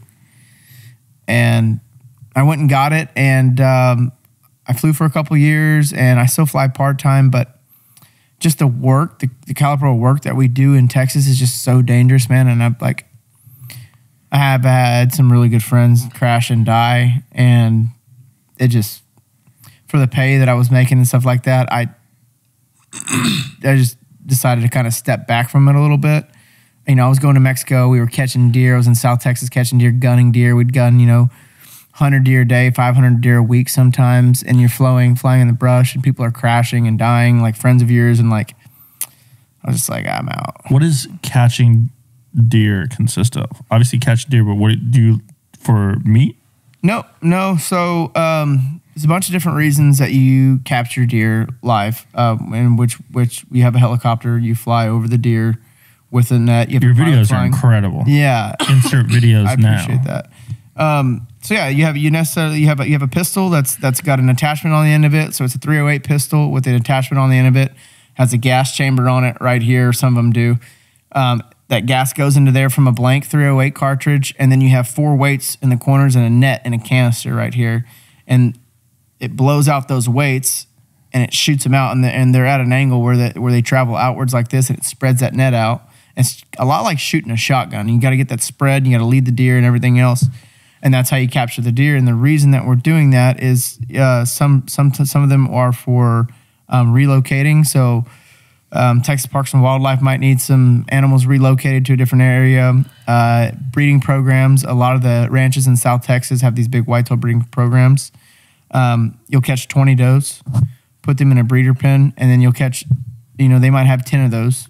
They might have 10 of those breeding pens. And then it's just ranch management. Then you'll go and catch the biggest bucks that you find, and they'll put 1 buck in each one of those pens. And then once they're all bred to that one big buck, they'll release them out later that year. And they do that every year. And while they're doing that, they're also culling. So when they have people, hunters and stuff come out, they'll shoot the genetics of the deer that aren't as good. So each year the genetics get bigger and bigger. And that's why on these high fence ranches, you have these massive white-tailed deer. But what else is really cool about the netting deer and all that stuff is Texas has actually brought back, with our breeding programs, some populations that were dwindling in Africa, and started actually exporting those animals back to Africa after we brought back the population here in Texas. Pure David is another. Like I caught a bunch of Pure David. That's like the 2 videos on my TikTok that have like 50 million and 40 million views, whatever it is. That was an animal that was so over hunted, and the population just pushed them out, got rid of their habitat. They thrive in Texas. There's a ton of Pure David in Texas now, and that's what we were catching. And like once a ranch gets too many of that certain animal and they run out of room, you just go out there and catch them, and another ranch buys them. And it's just you said that it's super dangerous in Texas. What makes it so dangerous is the fact that you're flying so low. We're flying low. So a catch crew consists of, you got a pilot, you've got a gunner, and then you have a ground crew. And your ground crew is going to be 3 to 4 or 5 guys, depending on the job. You might have 2 helicopters and 2 gunners and 2, like, it just depends on the job. But Yeah. one man or one catch crew is going to be a pilot, a gunner, which I do with a gunning in. I work the ground crew. We swap out. And then you're going to have 4 or 5 guys on four-wheelers. We all have walkie-talkies. We're all talking to each other. And the guys on the four-wheelers are following the helicopter. And once you net the deer, they come, wrestle the deer out of the net, tie it, put it on the four-wheeler, and then they'll bring it to the nearest road. Then you have other guys in trucks that pick up the deer. They'll put them in trailers, and they'll transport them to where they need to go. Then you have a whole nother ground crew off at the home base, and they're packing nets. And so the guys that are catching the deer, they're bringing the nets back, and they're bringing them back to camp when they're bringing the deer back. And then you have a whole bunch of people there cleaning sticks out of nets, and like it'll be 3 to 10 people just packing nets. What a wild job. Oh, dude, it's wild. And like when I say like you are balls to the walls, like you're chasing a helicopter all day that are chasing deer that are running 30, 40 miles an hour in a helicopter, and you were just flying. So you're flipping. I have videos of me flipping four-wheelers on top of myself, end over end. Flipping what? Flipping four-wheelers on top of myself. And the same week, I flipped a four-wheeler end over end on top of myself and jumped out of the helicopter and broke my ankle and still caught the deer in Mexico. And then they took me to I jumped. We had caught a couple hundred deer that week. I flipped the four-wheeler on top of myself. The next day or 2 days later, I jumped out of the helicopter from too high. I was trying to catch a deer. I was about to get out of the net, and I was looking at the deer, my short ass. Like, I didn't want to jump out of the helicopter and lose sight of line of the deer. So I was looking at the deer, took my headset off, and the pilot, I didn't even know at the time, was like, don't jump yet, don't jump yet. I sent it, dude. I just jumped out the helicopter, and I was not looking at the ground. And about halfway to the ground, I was like, where the f*** is the ground at? And we were still moving too, and I just snapped my ankle when I hit the ground. Why are you jumping out of helicopters? To catch the deer. Barehanded? Yeah. But you shot. Wait, you shoot What's with the the net? point No, of no, shooting the with deer net? had a net on its head, but it was about to lose its horns. It was that time of the year where their horns were shedding, and the net was about to fall off. So I was like, "Get me down there! I'll just run and catch it with my hands." Like we do that all the time. I've caught zebras and all kinds of shit. No, we catch zebras and The everything. most Like redneck shit I've yeah, ever I have a heard, bro. video. I've never showed you the video of me breaking my ankle. I have it on GoPro. I want to see it. No, you have it on your dude. phone? Yeah, Let me see Yeah, it, dude. and I'll play it on the pod. yeah. And I'll So- pass the phone over. That is So, insane, yeah, and- dude. That's Just just jumping what we do. out of I had to helicopters to drive- catch. I had So to wait, drive- you broke your ankle I had because, a plate and 5 screws in my ankle. because you were just too high when you jumped, or Yeah, I was just, dude. When we get to catching, we're wild, man. We're wild, and we get after it. And like, Thomas has been on catches before. How crazy, dude? They're Nuts. They're nuts. Anything I've ever experienced before. Pretty, very. You said that about a Tiger Kingdom, Yeah, too. yeah. One top 5. Very Texas thing for sure. That's I mean, literally the most Texas thing. yeah. I mean, Hey, what do you want to do? Jump out of a helicopter, catch a f***ing deer? I have some Helicopter cowboys. Dude, I have some crazy videos on my phone, man. I mean, some crazy videos. Hold on, let me see here. That's me flying a helicopter. Yeah, I never heard naked. of anyone doing that until I saw you do it. I'm like, what? Was the pay this? the same as Tiger Kingdom or what? $400 a day gunning. Is That's it $400 pretty a good. day? Yeah, but you're, Better dude. than I've been, $400 a month. I've been flown through the top. I've been flown through the tops of trees before. Like, it's Not worth the risk. It's so sketchy. I love doing it so much, but it's so sketchy. My goal is to make enough money in business to be doing well enough to buy my own helicopter in the next 5 years, maybe in 5 years, to where I'm not doing all this dangerous shit. Because the helicopters are relatively safe if you're not doing the crazy shit that we're doing with them. We're flying low. There's a chart, a helicopter chart. And it shows you like where the danger zone is and like where the red zone is. We fly in the red zone all the time. Like the when shit goes wrong, you die zone. We're flying in that zone all the time. We're low and we're flying fast and heavy. And hot and heavy is not good either. But yeah, it's just dangerous, man. My old boss flew in another helicopter and him and another guy passed away, and now I was close with him. And my buddy Corey, I was talking on Tim on the phone. I've got pictures on my phone of us flying together. Like my buddy Marcus, that's a videographer, took some great pictures of us. Barstool Sports, we were filming a bunch of stuff. They filmed a bunch of stuff with us. Corey was dead 6 days later. flew into a power line. And we begged him not to go do the job that he was going to do. What was the job? Spraying. To fly into a power line. Spraying pesticides, Spraying right? pesticides. You're heavy and you're overloaded, and he flew into a power line. And you're flying low. And he broke his back the year before doing it, flying. And we were Wow. like, bro, don't do it. Don't do it. Let me find this video. It's right here. So like that's it. This shit like that's scary, man. Scary stuff. I'm so sorry. I'm looking for this video. I'm talking. And you used to fly rice as well. Yeah, I still fly rights. I might go fly rights. So that's relatively safe and it's a lot of fun. You know, we get like, we'll have 30 helicopters. Like, look at all these helicopters right here. Like we'll have 26, 30 helicopters in one place taking off in the morning. Explain what flying rice is. So we're pollinating seed rice. They have a mill. I can't talk too much about it because like they kind of get on our ass about it. But you have a male row of rice and a female row of rice. You fly over the male row when they're pollinating, and it cross pollinates. So the downwash from the helicopter cross pollinates, makes a new breed of rice that yields higher yields the next year when you plant that seed that those two made. It's just like cross pollinating weed or anything else that people do. I didn't know, but they grow a lot of rice in Texas. A ton. Yeah. Yeah, had no idea. I knew in San Marcos, right? Here it is. Here's the video. It might take a second to load. Okay. Nope, it loaded right away. This is when you broke your ankle? Yep.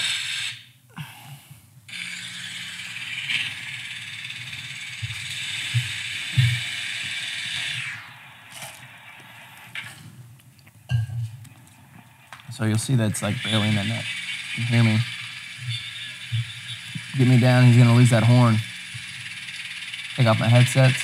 There's my net gun. And here comes the broken ankle. Snap.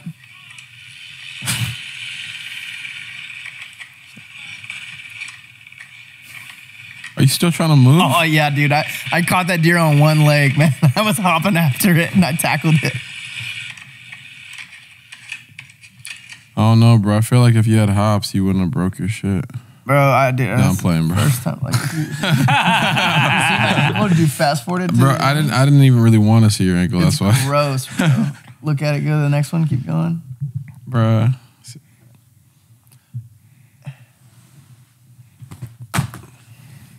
Oh hell no! That's wild. Go to the beginning of the beginning of that video. Yeah. Can we get some color grading on this video or what? Dude, could somebody please do that for me? I wasn't gonna say that, but It's so bad. It was a great shot though. Let's do the. Oh, I know. you jumped out of a moving helicopter. Well, I guess you used to do that all the time. The topography is exactly the same as Arizona's topography. Ugly and flat. Yeah, and deserty. The grunt. Oh, I knew it was broke. It dislocated Yeah. too. It was nasty, man. Honestly, the ligaments, the healing of the ligaments from that were way worse than the bone break.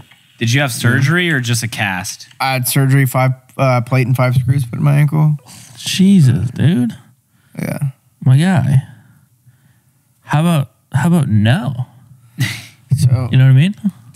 like sometimes and dude and the crazy thing is like Derek that owns the school, that's who I was going over there with, he couldn't land in a lot of those places, including that one.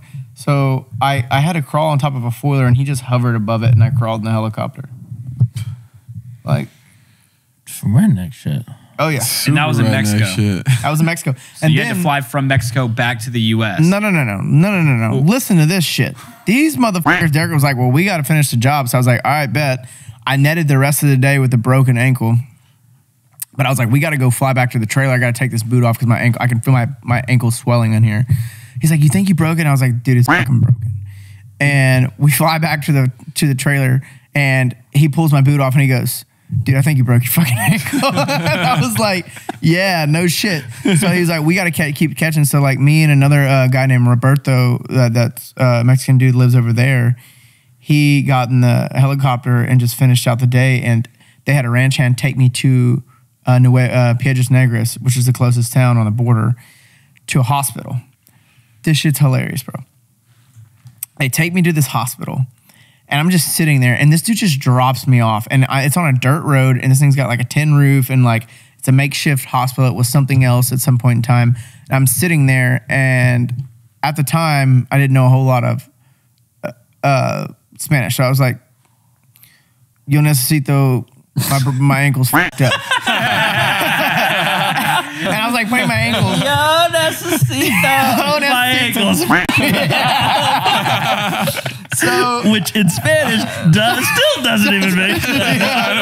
I need ankle fucked up. They just come and break my other ankle. But no, so they finally get to me and they throw me on top of this dinosaur of a fucking X-ray machine. Don't pull shit out of my pocket. I got pocket knives on me. I've got shit on me, metal everywhere on me. They throw me up on this motherfucker, just firing X-rays at my ass, dude. Then a doctor comes in. He speaks perfect English, and he was like, so your ankle's broken and it's going to need surgery. I'm like, all right. So he wheels me to this other room, and these fucking hallways are so narrow because this hospital wasn't supposed to be a hospital. And he makes a left turn and just slams my broken ankle to a fucking wall, dude. He goes, Puts me in there. Yeah. So Did he say lo siento? So then he gives me, they gave me a boot, crutches, a copy of my x-rays on a DVD, my prescription for my pain pills, and the entire visit, $196.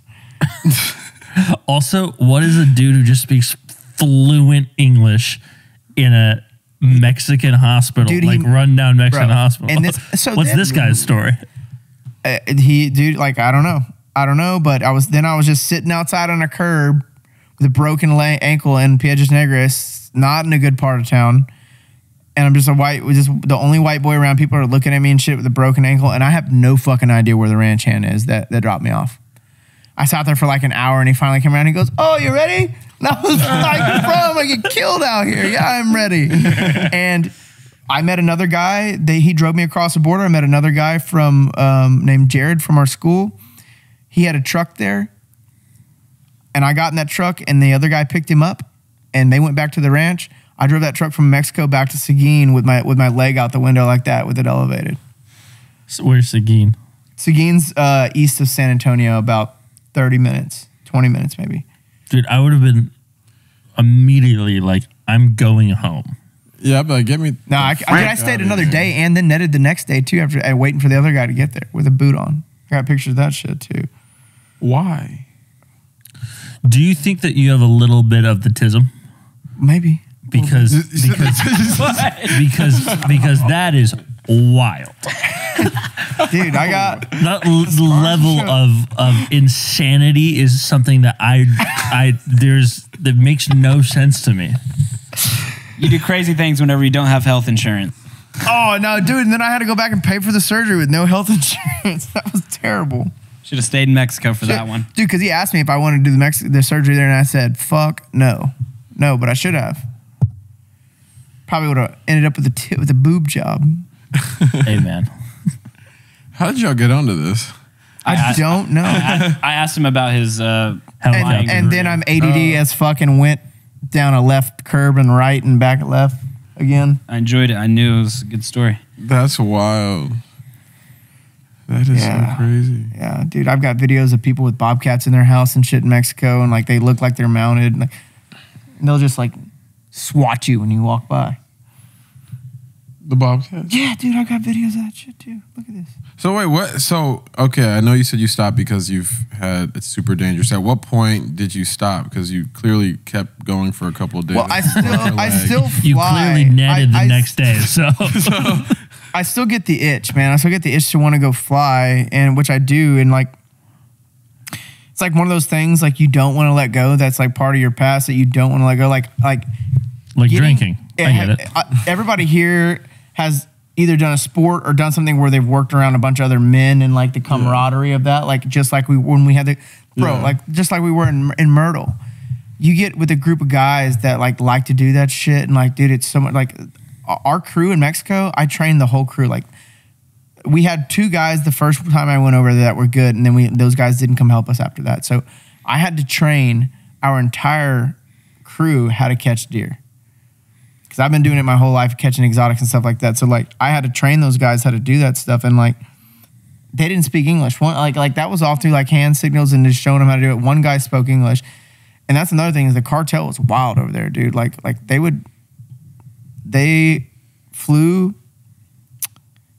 So we would fly from ranch to ranch. We'd finish at one, and then they would drive our bags and stuff to the next one. We got to one ranch one time, and Emmanuel got there, opened the back door to get my bag, and my shit in my bag and Derek's bag is just all mixed together and just strewn all over the truck. And I'm like, Emmanuel, what the fuck, dude? He goes, oh, I'm sorry, man, the cartel, man. He's, they pulled me over, they put the machine guns and the bazookas, and they take my ID and some fuel, and they throw your shit everywhere. And I was like, fuck, bro, you good? And he's like, yeah, it's okay. I was like, damn, dude. You didn't quit after that? Bro, and like I have pictures of our fuel filters. Helicopters are supposed to fly with very clean fuel. Very clean. I have a picture on my phone somewhere in here, and we're pulling the fuel filters off the tanks, and just rust and dirt flying. And we've been flying around, and I'm like, what the fuck? And like shit like that is what kills you, dude. Like you'll be flying, and like as low as we are, you don't have any room to auto rotate. Your engine goes out that low, and you don't flare fast enough. Like you are in the dirt rolling, dude.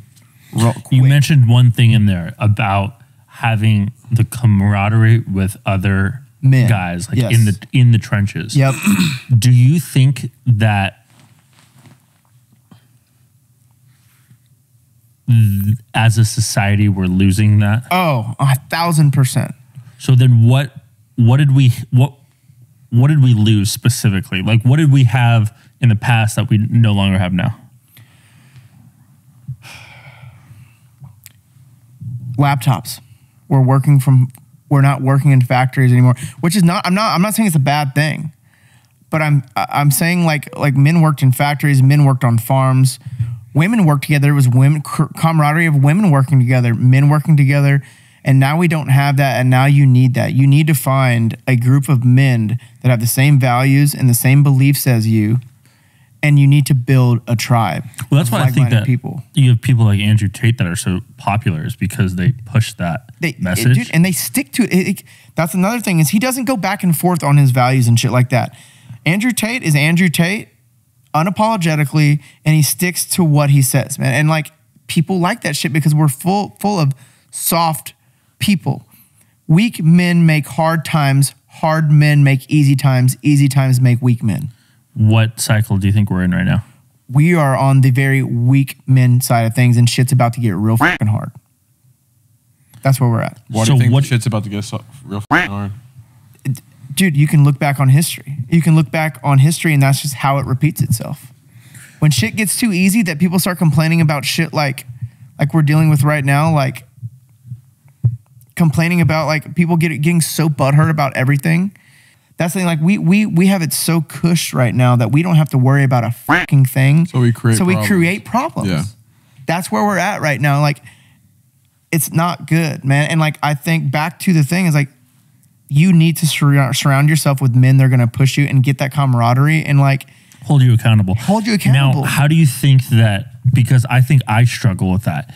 And I think that Alex Hormozi talks about this as well, is I know personally that I'm in a point in my life where the friends that I hung out with previously, I've outgrown, but I don't have the statistics or resume in my life currently to be a part of the group of men that I want to be associated with. I'm so glad you even brought that up right now. A year and a half ago, I was in the same exact position you're in, kind of. Two of my best friends moved away from Austin that very like-minded like I am, entrepreneurs, very hard workers, want to grind. They moved. So I'm sitting here in Austin. I have friends, but I have people that want to go out and drink a lot and stuff like that. And I had this associate of mine that is in his late 30s, hangs out with other guys that are very successful, very hardened guys, Navy SEALs and Marines and Medal of Honor recipients. And they work out. They were working out at 5 a.m. 3-4 days a week, 5 days a week. And he was just an associate of mine. And I'd only met him a couple times. You have to seek out those people and see if they will bring you in and surround yourself with them. I called Brandon Harrell. Really, he's like my mentor, really good friend of mine now. I called him and I called him up one day and said, "Hey, Brandon, this is what I'm dealing with right now. Like, I want to surround myself with men that are going places, that are disciplined, that can push me, because I'm used to being the friend that pushes the people around me, and I love doing it. I love filling other people's cups. Like I said earlier, it fills my cup. I love helping. But I didn't have anybody to push me, and that was a problem. So I called Brandon, and I was like, hey, man, I need a kick in the ass. I need to be around some men. Would you mind if I drove up there and worked out with you guys one day a week? Absolutely, man. Bring your ass up here. He lives an hour from me one way, an hour and a half through traffic back home. But he's like, we start at 5 a.m. You can come here. You're invited. But if you skip on one rep and we catch you, you get one chance. And if you do it again, you're never invited back here. And you show up at 5 a.m. I said, done. I woke up at 3:55 in the morning, one day a week for the last year and a half. I missed some weeks, I'm traveling, whatever. But like, as much as I can get up there, 1 or 2 days a week, I wake my ass up, I drive around there, and I surround myself with those men, and it has been the best decision I've ever made in my life. And they murdered me when I went up there. I thought I was in shape when I went up there. These motherfuckers were running circles around me, dude. And I was looking at them, and I'm like, what the fuck? Oh, there's levels to this shit. And dude, my life has changed so incrementally from then, and like my mindset, my mental discipline of don't listen to your bitch voice. And that bitch voice is like, oh, I don't feel like working out right now. Fucking do it, dude. I don't want to hit the snooze button right now. I lose my bitch voice sometime, but I've labeled it. And I know what that motherfucker sounds like now. And once you label your bitch voice and you know where it's coming from, you can tell it to shut the fuck up. And that's one really good thing I've learned from being with those guys up there. But what I'm getting to, find the fucking guys that you want to be around. Wait, hold on. And Before you get there, how would you suggest labeling and finding that voice? Easiest way is when you walk past the dishes and you're like, I need to wash those dishes right now. But that other voice in your head's like, nah, you can do it later. That's your bitch voice. When you wake up and you're like, yeah, I can sleep 20 more minutes. That's your bitch voice. And I'll tell you a quick tip to get over that right now is the 5, 4, 3, 2, 1 method. I won't get into it. Just look at it. Look at it. 5-second rule. It will change your fucking life. That's all I'll say about it. It's a book? Nope. It's just a quick little YouTube video, and it's a woman named, and I can't think of her name right now. Mel Robbins. She's a genius. It's also a book. Love her. Yeah. Book tour. Have you read the book? No, but say it will change. It will change your life. Yeah. It will change your life. Your bitch voice is, oh, I've got one more set at the gym, but I don't feel like doing it. Or your bitch voice is, I can't push that much longer. Like that thing telling you to quit, because your body is so much stronger than your mind. Your mind is trying to protect you. It wants it to be easy. It wants everything to be easy. So that's your bitch voice, that inner bitch voice, when you've got a lot more in the tank. So once you can label that and start noticing it throughout your day, because you're gonna start hearing, now that I've said that, you're gonna start hearing it all the time. You're like, no, that's my bitch voice. And once you put a label on that, you don't have to call it your bitch voice. Call it, your nagger, or your nagging like voice or whatever. That sounded terrible. Cut that out. Let's be very enunciated. Yes. On our call it your bitch voice. Like, just, I wouldn't even have heard that until you actually pointed it out, to be honest. yeah, but like I was like, shit. I'm not cutting shit. Oh, this is a great podcast, guys. I'm sweating a little bit now. It made me uncomfortable. But anyway, like that bitch voice. But like what I'm getting to is find some men that you want to be like. You are the average of the 5 people you hang around the most, and so is your income. And I was like, I fucking hate my income right now. I'm broke. This fucking sucks. I want to be more disciplined. Like, I need to be around some men that want to get down, and like, I need a fucking tribe. And like, dude, we call it the 5 a.m. crew. And since then, my other 2 boys have moved back to town. I've been spending a lot more time with them too. And like, I feel like, and I've been gone for the last month and a half, doing some other shit. And I feel so ungrounded right now and uncentered. Just talking about it feels better right now. But like, I need that group. I need it. And I think everybody needs that kind of outlet. And not only that is, dude, I got in insane fucking shape, like insane. I did 75 hard with those guys. Like, we got in crazy good shape, better shape than I ever thought I could get in. And I just have so much more confidence in my ability to not listen to that bitch voice. What has that done for you mentally? Because I know it's a physical thing that you're doing, but what has it done for you mentally? Dude, the barriers that I've been able to break through mentally, the more you say no to your bitch voice, the stronger you get mentally. That's all it is to it. The stronger you get. And then you add diet into that. And like, yeah, I fall off sometime. Sometimes the bitch voice wins. Like, that's fair. That happens to people. But the more you do it, David Goggins talks about it, like callousing your mind. Yeah. You're callousing your mind. He talks about it a lot. And a lot of those SEALs and guys like that, they're just callous their minds. And you start here. Then you just build a little bit more and a little bit more. And all this shit gets easier and easier. Like, Brandon bought an ice bath. I hate doing ice baths. Absolutely hate them. I've been doing them for years, off and on. Hate doing them. Love the way they make me feel. Love that they're callous. And every time I do it and stay in there a little bit longer, like that's building the calluses. That's beating the bitch voice. And the bitch voice gets quieter and quieter and quieter the more you do it. And then you might fall off for a little while. And then you have to, it's just like calluses. If you don't use your hands, those calluses are going to go away and you got to retrain them. Yeah, I think I look at it from the opposite viewpoint of stacking little wins rather than getting rid of something, which is just a different way. We were talking about this yesterday effect. Of like Jordan Peterson mentions the Harvard study of mice where they track the amount of stimuli coming into a mouse by a string on the tail, and the strength that the mouse pulls measures desire. So they waft in the smell of cheese in the front and see how much the mouse pulls, and then waft in the cat from the back and see how much the mouse pulls. And the mouse pulled like 2 times or 3 times stronger with the smell of the cat than the waft of the cheese. And that basically... I run faster when I'm scared too. Showed that fear is a stronger driver than setting goals. But for me, personally, being able to stack little wins, and like I said I was going to make my bed this morning, and I made my bed this morning. You should make your bed every morning. That's the first win of the day. Of course. But like I'm saying, like if I say I'm going to do something, or like I'm going to wake up at 4 and I wake up at 4, at least I can take that skill and be like, well, I am accountable, because that's literally proof right there that I was accountable. That's a win. And so then I can start labeling myself as accountable. Or it's like, not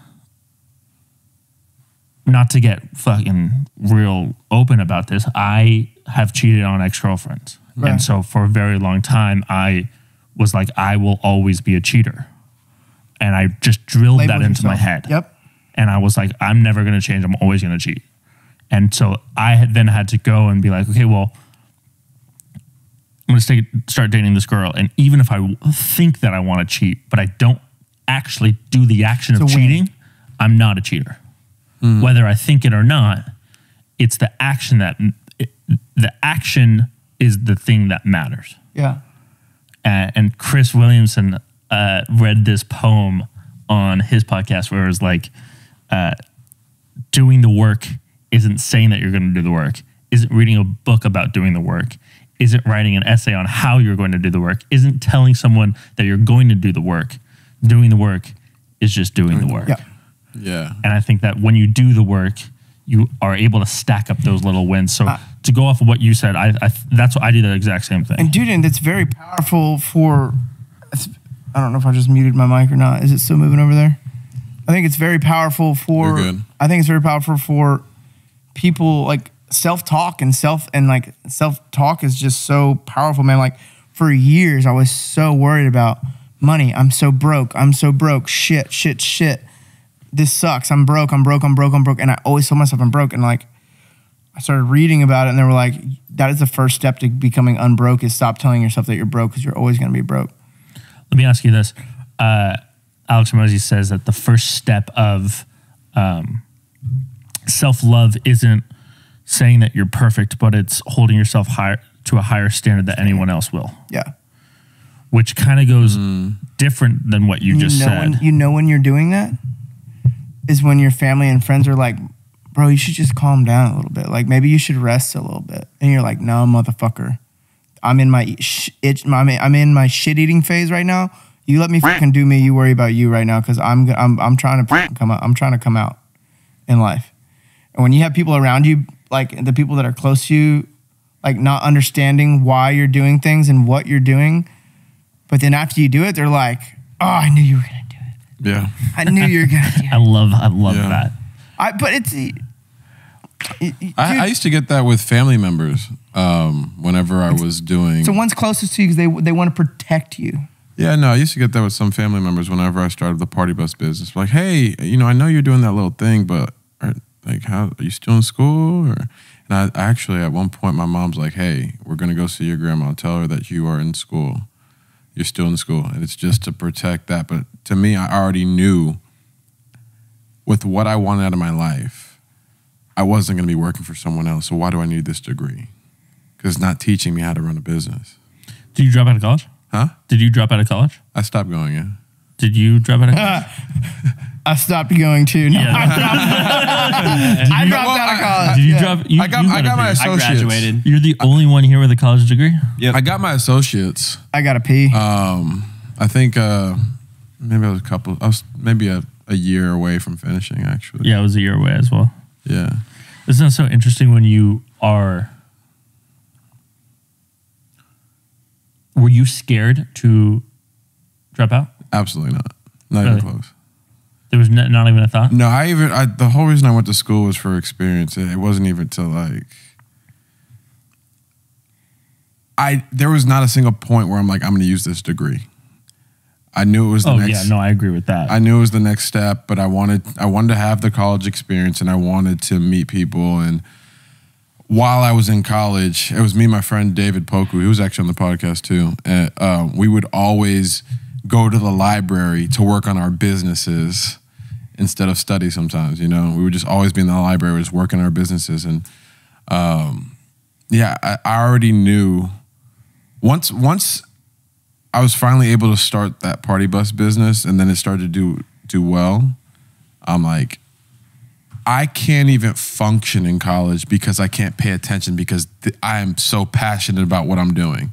Like every single fiber of my being was devoted to this business, and I was starting to fail so I'm like, before I fail out, I'm just going to drop out. The way I learned in school, I didn't really study, but I paid attention in class. I stopped paying attention in class because I was working on my business. Yeah. So I just knew it was time. I have a funny story about college. Same thing. I was in Entrepreneurship 101. Yeah. Junior year. And I had already started doing sorority videos and having the sorority business. And the first syllabus was like teaching P&Ls and teaching how to start like corporations. And I literally first day of class, I saw the syllabus and I brought in my P&L. And I went to the professor and I said, everything that you're going to teach, I'm already doing. I still need the credit of your class. And he goes, sit in the back, don't say a word, you'll get an A. No way. Yeah. So That's he let me work in the back of the class on the business that he was teaching on other students how to do. But he said, you have to show me, instead of taking the test, you have to show me like weekly statements, monthly like business statements, and then like how you're running your marketing, how you're running your business as your marketing. test. You see, that's one thing I do regret though. I was never I didn't really talk to my teachers much. Really? I really doing something like that probably would have worked. Yeah, I mean, you know what I'm saying? Yeah, because at the end of the day, I was very logical about it. I was like, look, I either drop your class because you're not going to teach me anything. What you're teaching is valuable.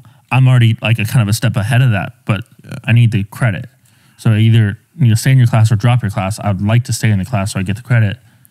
What can we do? Yeah. So I just came at it from that standpoint, but I'm not a fan of college. I think the education system is so broken. It's crippling America. Yeah. Okay, go on that. Why do you think it's crippling America? And first let's take kindergarten to 12th grade, like high school first, and then we'll talk about college. Well, just the whole public education system is flawed, first and foremost. I mean, half the stuff they're teaching in the schools, like, is not really applicable to real life. Do you know the history of how the education system was founded? Nope. The high school education? Do you guys know? Nope. It was founded right after,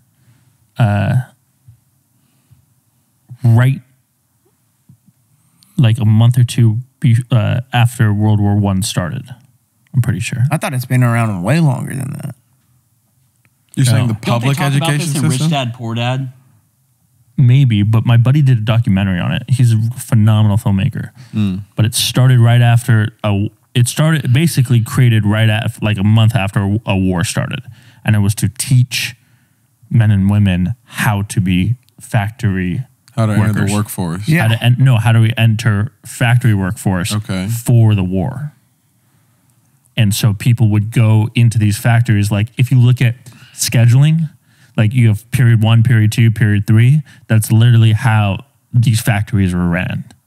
Was that you have for the first 2 hours you're doing this, then you move to this section, and it was literally it mimicked the factory life. It doesn't you cater. you take a break at this time every single day, and it doesn't cater to creativity. Individual. It doesn't cater to individual.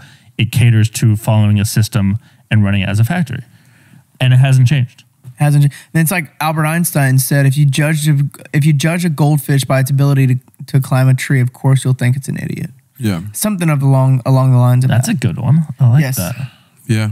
And like Tim Kennedy, Tim Kennedy has started his own school of some sort. I don't know a whole lot of details about it, but they teach real life shit. They teach, and I think they teach self-defense and all kinds of stuff like that in there. And I think they allow the kids to, be more of an individual, man. Like, can you imagine how much more badass the world could be if people from a young age just followed their passions? Like, can you imagine, like, my parents weren't like that. My parents weren't like, follow your dreams, do this. My family and parents and stuff were like, 9 to 5, do this, like, and like that's how they were raised, though, man. And like I'm so far against that, like not that. So,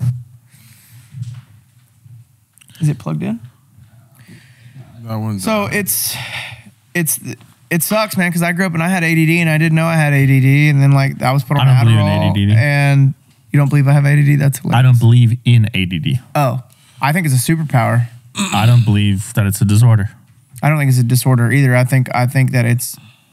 ADD is literally the definition of it would be attention disorder. disorder. Yeah. But Yeah, before we move on to ADD, because I agree with that. I think we give too many things. We make things that aren't disorders or diseases into diseases and disorders. I think I was just forced into doing shit I didn't like doing, and the shit that I did like doing, I could concentrate. Right. Yeah. Right, exactly. I also think that Asking the problem. I think the biggest thing is try to lumping men and women from the age of 5 to 12 in the same curriculum, because men and women learn a lot differently, especially in that age range.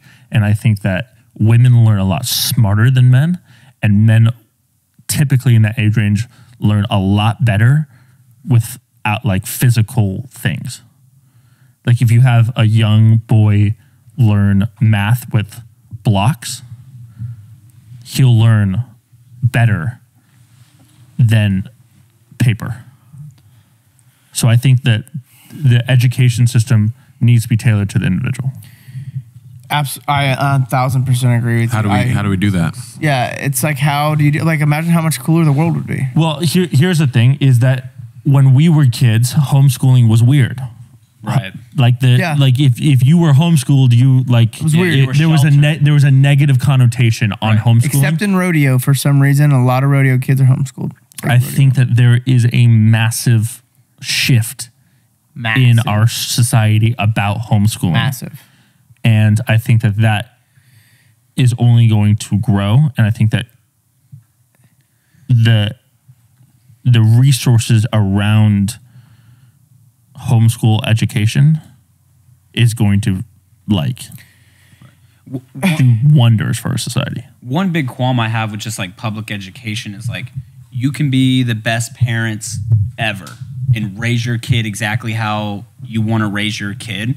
As soon as you send them off to school, that control is out of your hands, and they're under the influence of every single other kid in their Adult class. and kid. Adults and kids. They're teachers and the kids that are in the same class. Yeah, one Cuss crazy words. ass. Yes.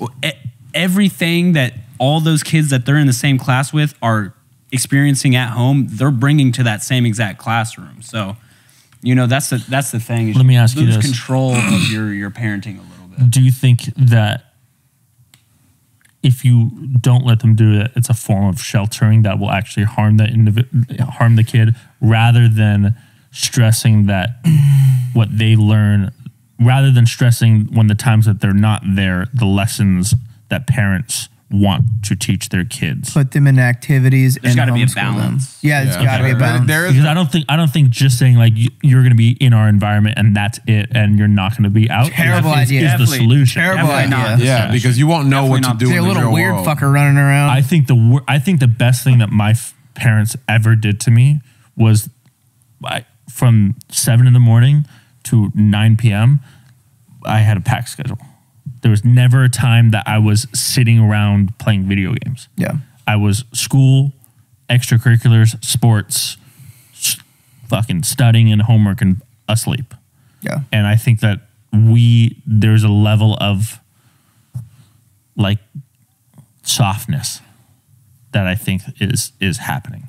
At least I see it with my younger sibling. Most kids nowadays want to be a YouTuber. Like, Yeah. it used to be like, oh, I want to be an astronaut. Now it's a YouTuber. Yeah. Do you see that study in China compared to the U.S.? No. Oh, Yeah. yeah. It was like 80% of kids in the U.S. want to be an influencer, compared to 80% of kids in China want to be like an astronaut or something, Or like, a doctor. or a doctor. Right. Yeah, it's just where it's where society is putting the attention and value and importance, But I mean, you can see it. We get rewarded for it. You get people on YouTube are getting rewarded for doing dumb shit. So kids want to aspire to do dumb shit. But it's the kids that are rewarding the YouTubers on doing the dumb shit because they're the ones watching the videos. Yeah. Yeah, but also the algorithm's feeding it to them, We live in a right? messed up society. Yeah. So that's just, like, I don't have social media on my phone. Yeah. So all of our posting is done via the scheduler on Facebook and Instagram. Okay. So I never actually go on the platform to do it because I know that I struggled with, I'm bored. Let me just, Bro, it's a fucking look at drug. I have an app on my Isn't it phone when crazy? I like if I have a day where I'm like, damn, I was on Instagram or something a lot today, and like it messes up the clarity in my mind. Like I just drank a bunch of alcohol the night before or something, and like I have an app on my phone called Freedom. Literally blocks me out of my app so I can't get them. I have to set a schedule. So like, cause I will open my phone to look at the calendar or the time or whatever else. And all of a sudden I'm scrolling on Instagram. I'm like, what the f just happened? So you have the self-awareness to do that. Kids do not. Yeah. So that's the scary part. I've watched my nephews grab an iPad and I'm like, It's literally like, let me grab some crack.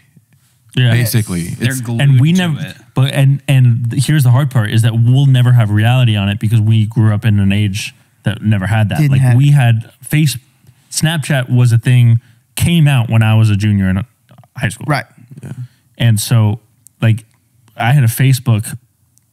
Like, I remember the MySpace days. yeah, same. So it will never understand what it's like to have TikTok. I'll never forget when my sister turned 13, I sat her down and I said, you're going to get Instagram.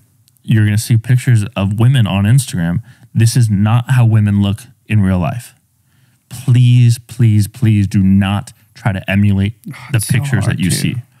But it is so hard for people to not look at something And judge yourself. And judge yourself. Yeah. It's disgusting. Yeah, it's or tough. judge your Comparison is the significant thief of or joy. Exactly.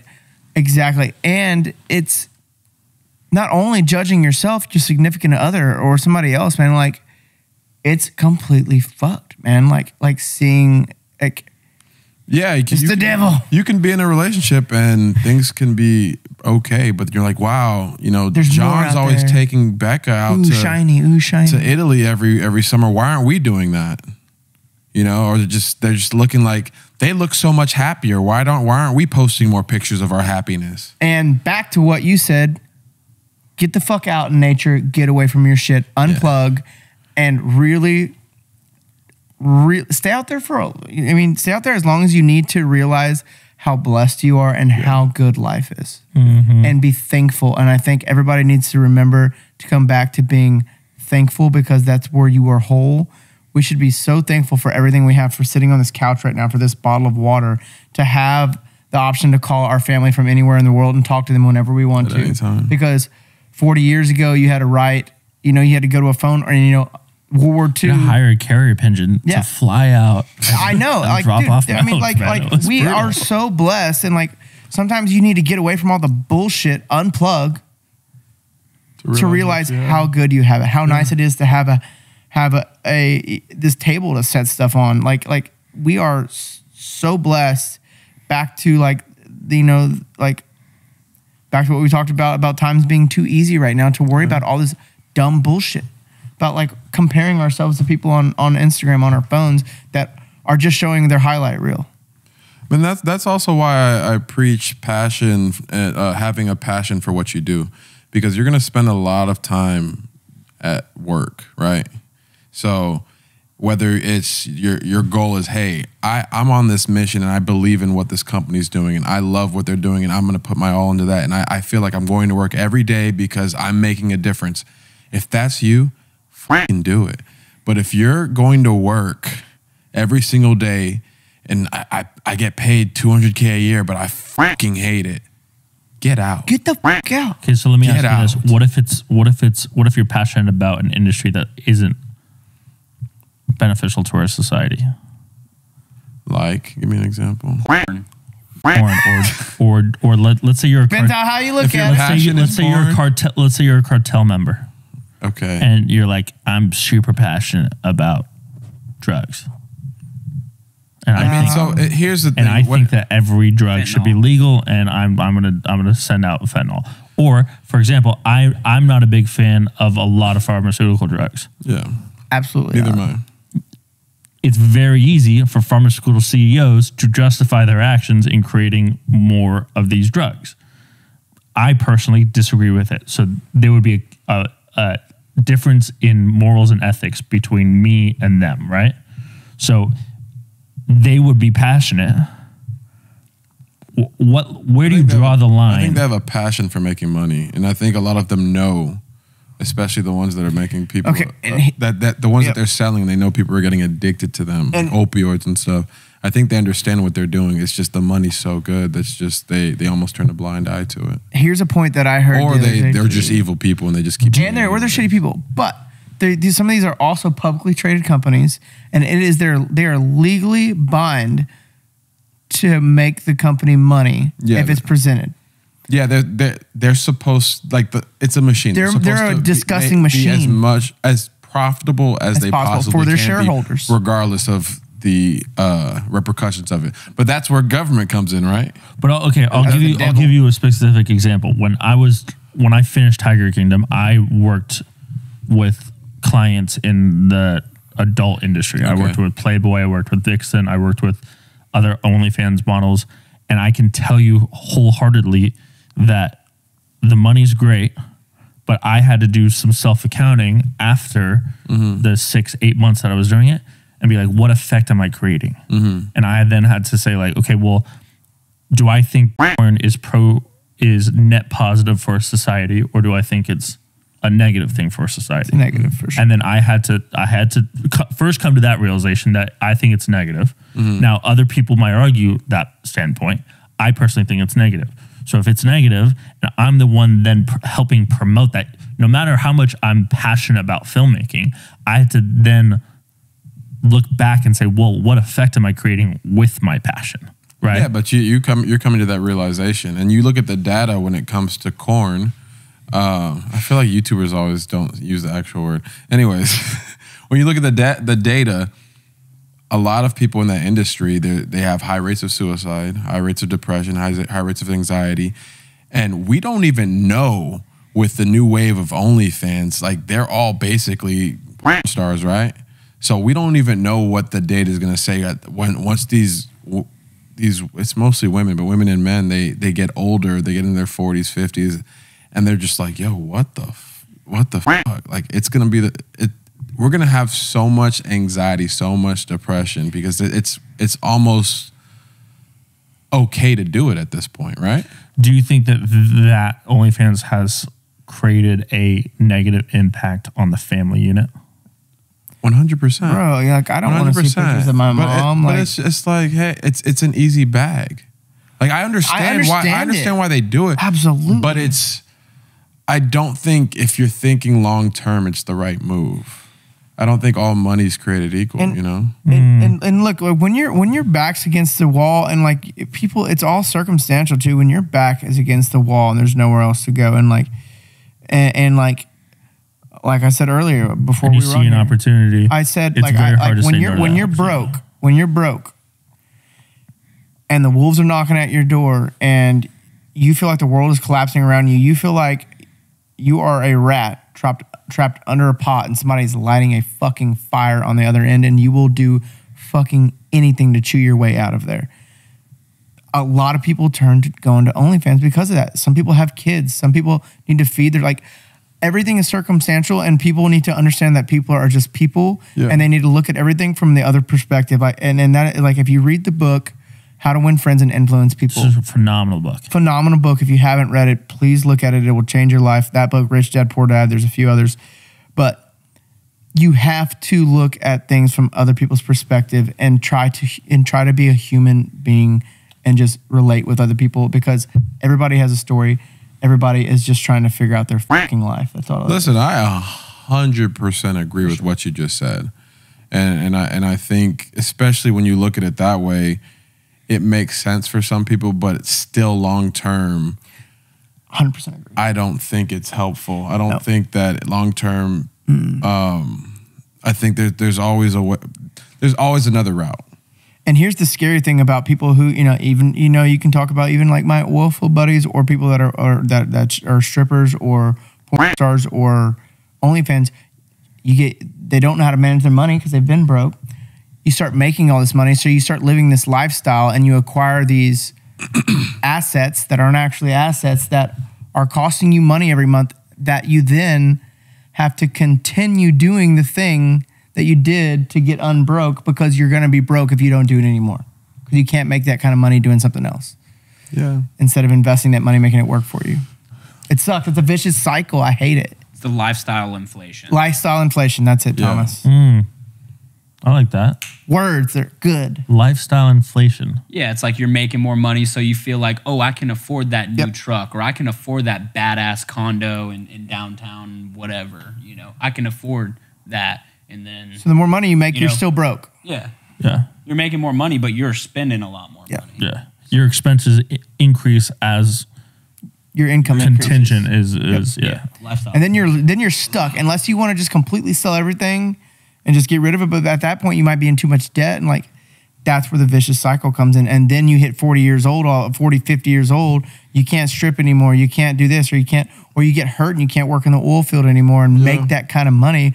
You're just fucked. You file for bankruptcy and then you're like in a just downward spiral. So that goes back to education. These are the type of conversations that need to be taught in schools, financial literacy. Education. And then talking about bankruptcy, student loans, even if you file for bankruptcy, can't get rid of them. They will follow you to the grave. You didn't know that? Yeah. Yep. I didn't know that. No, you can't. You cannot get rid of student loans. I don't understand how the U.S. government can give $100,000 to an 18-year-old to go to school, but I can't get it to buy a house.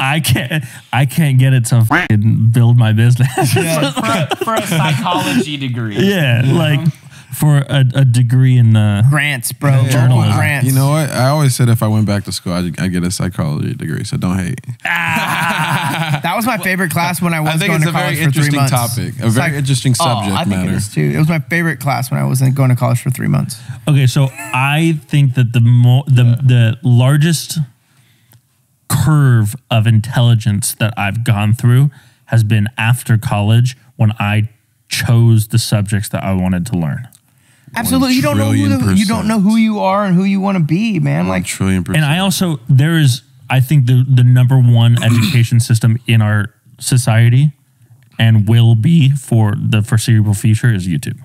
Yeah. 1,000%. University. Ooh, YouTube YouTube has degree. taught me so much on how to make I learned how to play a guitar on YouTube. Well, I learned videography from YouTube, and I learned everything I'm doing on real estate from YouTube. When Sacred asked me, like, whenever he was first getting into content creation, I told him, like, dude, you can learn everything you need to know on YouTube. Yeah, he shouldn't have told me that. Yeah. Shouldn't have told me that.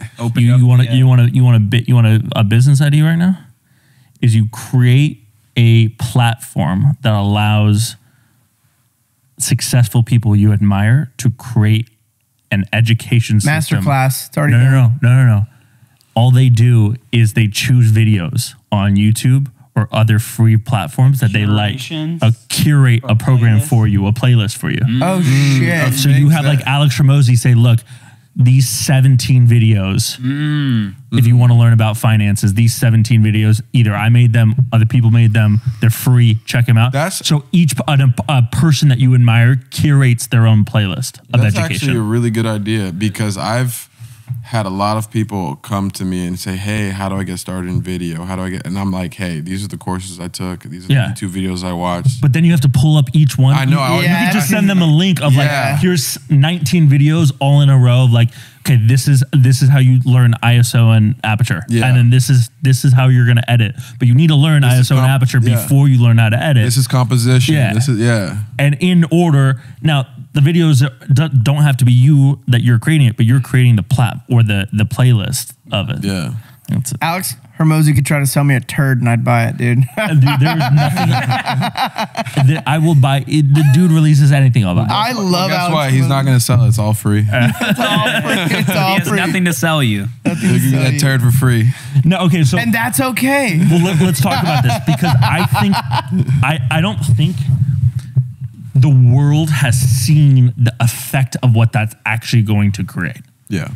I think he's changed personal growth, business, and I think he's changed business entirely for forever. For a lot of people. I think that no. Like I think businesses are now going to understand the amount of value they need to provide for free in order to retain their clients, in order to retain their business. Yeah. And see just the magnitude of value completely for free that they need to offer in order to stay in business. Yeah. Because of the precedents that he's set. I think it's pretty remarkable. I think it's amazing. He doesn't even realize he's knocked over a domino all the way in Dallas, Texas. My boy Shark, he started a business off of Alex Hermosi's principles. He's making $50K a month off being 24 years old, 25 years old. It's incredible. It's just like, this man is just literally just putting ripples into the earth, and it's amazing to see the people that he's are filling other people's cups, just soaking up the knowledge and doing something with it. Yeah. You know? And that's what he talks about. It's like that goodwill will pay him back in numbers. Here we are all praising him. Yeah. None of us have met him. None of us met him. None of us have None met of us him, have yet like we're here praising him because we've seen a couple videos about him. Yeah. Or read a book that we paid for. Yeah, $100 million leads, $100 million offers. Like, great books. Yeah. I love Audible books. credits. Yeah. I know. I've been dropping all kinds of stuff's names like on here. Like, yeah, I think actually every book you've but that's what you want in a company. You want people talking about your shit. Free will. Yeah. When your customers talk, if your product was so good, you would have unlimited amount of customers. Yep. Yeah. And if you don't have an unattainable amount of customers, then your product's ass. Wild to think about. It really is. Because if we created such a phenomenal video that the anyone who watched it was like, I need one of those. I need one of those. It's like Alex, he said, make an offer so good that you'd be dumb to say no. So like, which then really fucks you in thinking like I haven't created a single good product in my life. It's like kind of depressing. We're young, dude. What pisses me off is he's really young too. Like he's like 6 years older than me or something like that. I'm like, Yeah. It is crazy. but man, like I look at Cody Sanchez. She's a fucking awesome. badass. Yeah. She lives in Austin. I'm trying to link up with her and do some stuff soon. But I used to date her hairstylist. Cody Sanchez? Really? Her hairstylist. Yeah. So she lives in Austin, and dude, I was telling these guys this today. One of the biggest fuck-ups I've made in the last few years is before she started posting a lot and got big a couple years ago. She must have DM'd me about making some videos and stuff like that. I must have opened it on accident, got a phone call, something, never replied to it, didn't even know she DM'd me. So, and like we were following each other back and forth. And so her stuff starts popping up in my feed. And I'm like, dude, this chick is a badass. And I saw that she lived in Austin. I wanted to send her a DM. I don't even know what it was. I click on her message to send her a DM. And I see this message that she had sent me like 2 years before. Like, hey, I ran across your TikTok. You do a bunch of badass shit. I'm trying to get some, like, start creating content and doing this stuff and stuff like that. Let's link up, do this up. Never replied to it. And I was like, no.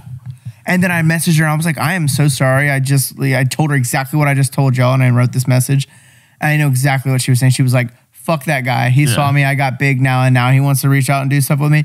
But that's not the case. I literally just didn't see the fucking message. And I wish that I could see her in person and tell her that. But like, I even offered her, I even got a hold of her people and was like, I will give her 50% of my business if she'll just teach me her ways of business and like help me grow this business. And I had a consultation with them, went over everything, and they were like, not worth our time. I was like, fair. I totally fucking understand. So what's the moral of the story? Moral of the story is fucking respond to people and like, but that was an accident. Know the opportunity that is I'm gonna presented post to this yourself. clip so she can see it. Please, Cody, I'm so sorry that I did not respond. Please, let's do some shit. I want to learn how to buy small businesses. And I actually just met her at an influencer meetup.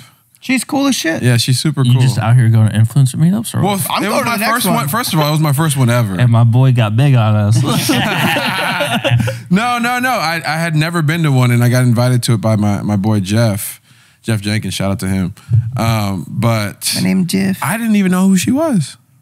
And she seemed really cool. She seemed very smart at the meetup. But then we all started following each other. And How many people were there? Huh? How many people were there? Maybe like 10. Oh, dude, that's perfect. Yeah, like maybe like 10. But so Dude, slide me an invite next time, my guy. I got you. I got invited to an MBA. But afterwards, so we all started following each other. And I just started seeing her stuff come up on my feed. I'm like, this woman's smart. Oh, she's a lot like This woman, she's doing the damn thing. And then so I started paying attention to her content. I'm like, damn, she's the truth. And then I started seeing all of her stuff on Threads. So I'm always like reposting her threads and stuff. I'm like, wow. I have her, Brock Johnson, who's an Instagram coach, and Alex Hermosi, whose notifications turned on. And like, I just get so much value out of and again, back to like providing value. They're providing value. Like that's how you grow, is providing value. When Thomas started talking about like boat stuff and like providing value, his shit blew up. Like when you started, like I know you started out with one thing and then you went into the podcasting and like turning the long form and short form, and like you're providing value. Yeah. And like, what did you say today? You either have to provide value or entertainment. Yeah. Value, entertainment. And if you can do both, value, badass. entertainment, education. Laughter, yeah. Pat Betrick. Valuetainment. Yeah, valuetainment. Yeah, valuetainment. I like that. You know, it's so crazy. I don't actually. When it comes to politics, I don't necessarily agree with like a lot of things that David says, but I watch him a lot. Yeah. And I respect his view on a lot of things. I admire anyone who has accumulated that much success in their life. Yeah. Yeah, absolutely.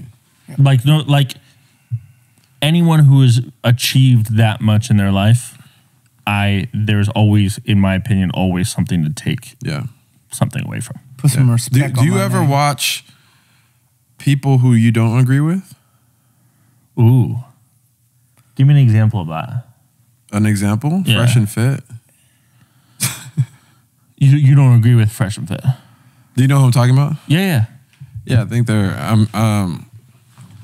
I agree with. Okay, let me pull it back. What don't you agree with them? I don't think you should agree with everything somebody says. I think it depends on what they say. But Huh? You don't know what they say, or you do? no, I do. I watch Fresh and Fit. I'll rephrase that. I've seen videos of theirs. Yeah. I understand the game they're playing. Yeah, I understand. So I understand. I'm not looking at it. A lot of these people, Andrew Tate, even Alex Jones, like to the extreme of Alex Jones, you have to almost dissect and look at like, all right, like you're there's a game there. Trump, there's no one better in this planet that does it better than Trump.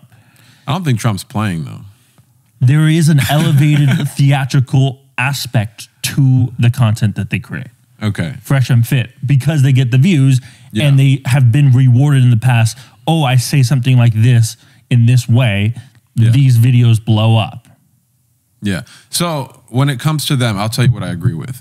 Men have become weak. Absolutely. I think that society, and you said like we're creating weak men. So I agree with them trying to uplift men in certain ways. But the parts that I don't agree with is, and I think the thing that really blew them up is they invite a bunch of girls on the show and they just wreck them.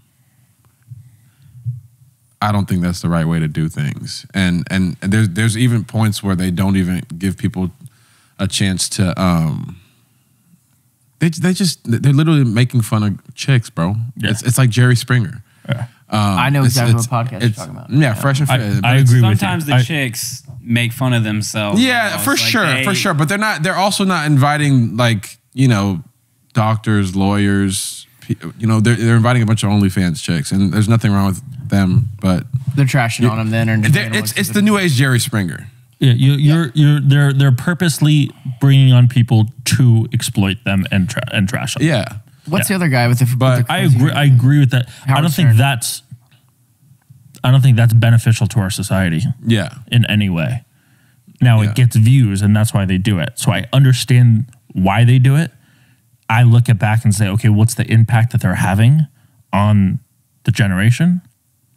I could argue that the impact they're having on young men is beneficial, but I could also have an impact on people that are learning about how to navigate this world could be negative. So I would agree with that. Yeah.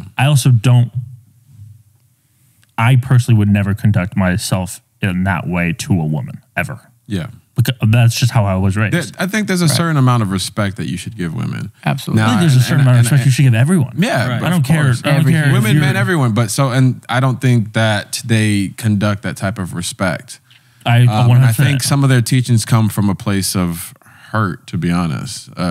I think these are guys that, and I may be completely wrong. I think these are guys who have amassed a large following, but I think before they had that, I don't know who they are. Like they're not really. Man. They're kind of nerds, bro.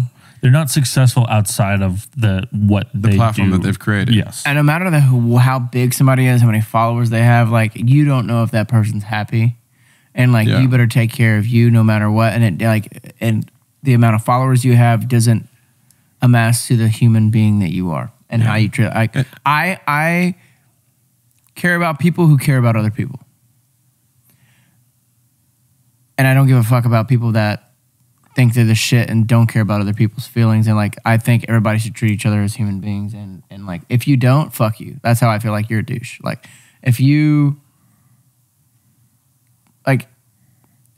when you think you're better than someone or you treat somebody like shit, like I'm just like I have no respect for you. How much, like, I don't care how big you are, who you are. Like, I don't give a shit. Now, some people don't deserve respect either.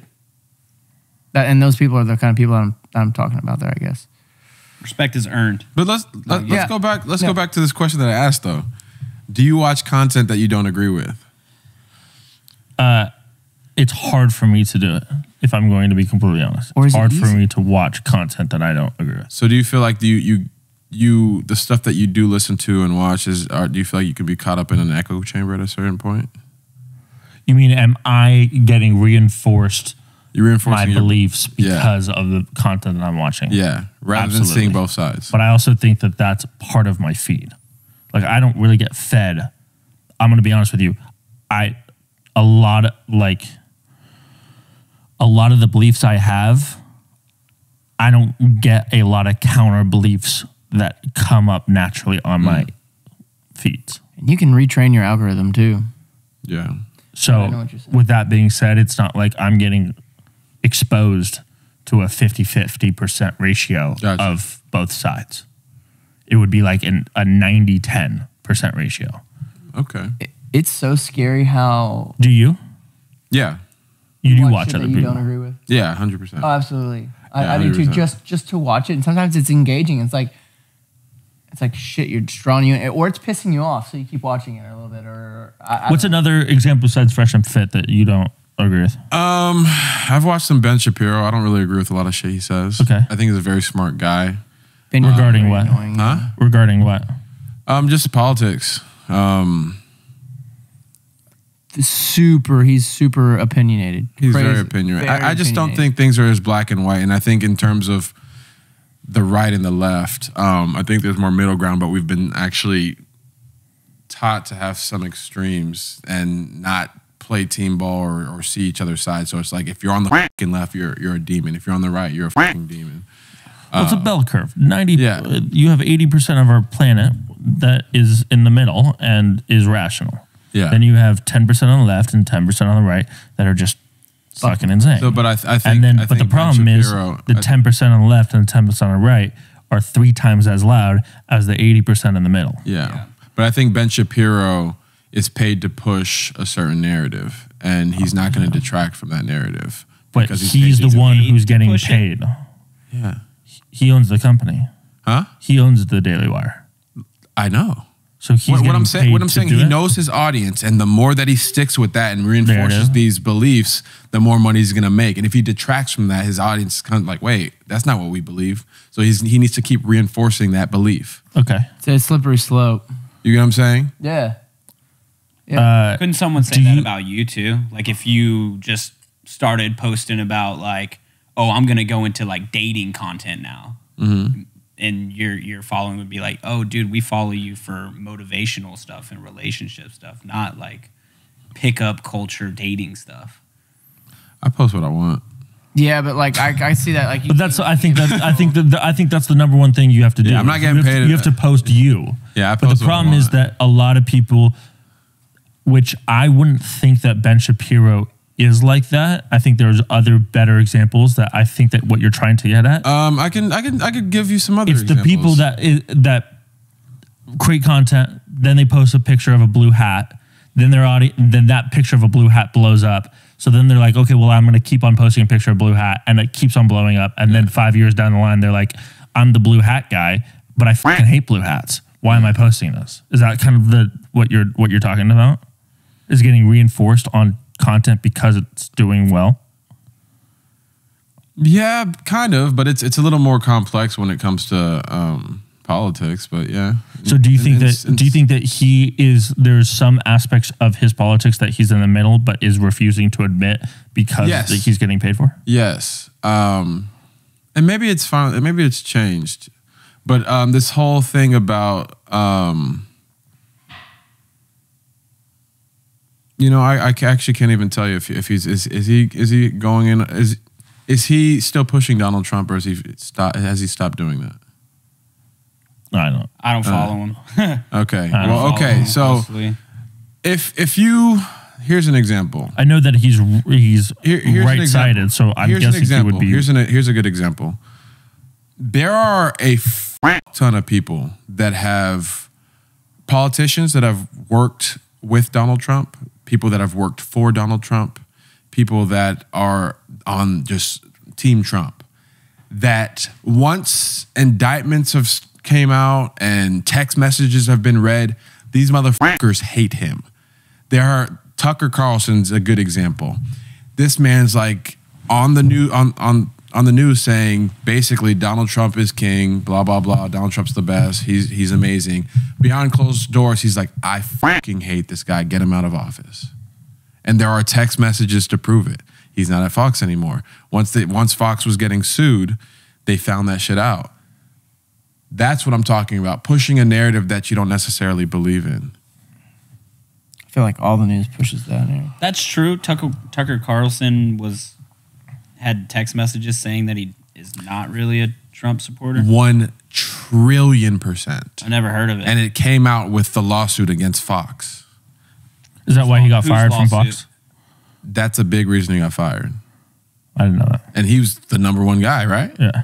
Yeah. I But like you Tucker won't know Carlson that a lot. because- I like him. So a lot, like, too. yeah, I like Tucker Carlson a lot. I also like I think people. he's a very smart guy, but he's also caught up in he has to push this. Like Fox is a big company. He gets paid a lot by Fox. So these are the stories you have to tell. Yeah, I think the villains in all of this is media. I think it'll always be the villains. I think that media companies are atrocious and they profit off of selling fear. If it The bleeds, more- it leads. The more fear that they could sell, the more money they'll make. So if you're going to, if no matter the both spectrums of media companies are going to push the same message. Israel and Hamas is a very clear example of what that is. If you go on one publication, you have one extreme viewpoint. Yeah. If you go on the other publication, you have the other extreme viewpoint. But take away the names, the adjectives they use in between the nouns are the exact same adjectives. Yeah. They're selling the same thing. So- All they're doing is changing the nouns. Blank is attacking blank. Yeah. They're just doing this. Yeah, they're swapping it. So it's how do you get back to the point where news is just telling you the facts and it leaves you, then at that point you can judge what's moral, what's not, what your beliefs are, what's not. Because at this point it's literally just we're pitting each other against each other. You know what I'm saying? you take it from people that you morally align yourself with. The news. No. You as the consumer, or what's your question? You're saying the consumer. You start listening consumer to people that has you to- morally. has to. And I Yes. think that's why independent news has been on the rise. I mean, that's why Twitter will be the #1 news place, or X will be the #1 news outlet in the world in 5 years. Because you will have real people that say their specific statements. Like, that's why Tucker Carlson is going to have his own thing on X. That's why he did the contract with Elon, is so that he could speak for himself without any Fox behind him. So do you think X is a completely free platform? I think that it has been more free than ever. I agree with that. But even Because there's that- still certain people that are banned off. But even X is running into its issues. You know about advertisers, a bunch of different advertisers pulling their advertisements from X because of, what was it? They were seeing that some of their ads were being placed around anti-Semitic posts. And like Elon Musk retweeted some shit that he probably shouldn't have or whatever. Basically, like huge advertisers left, like Disney, and like just like they lost millions and millions of dollars in a day. Did you hear about that? Mm-mm. So I think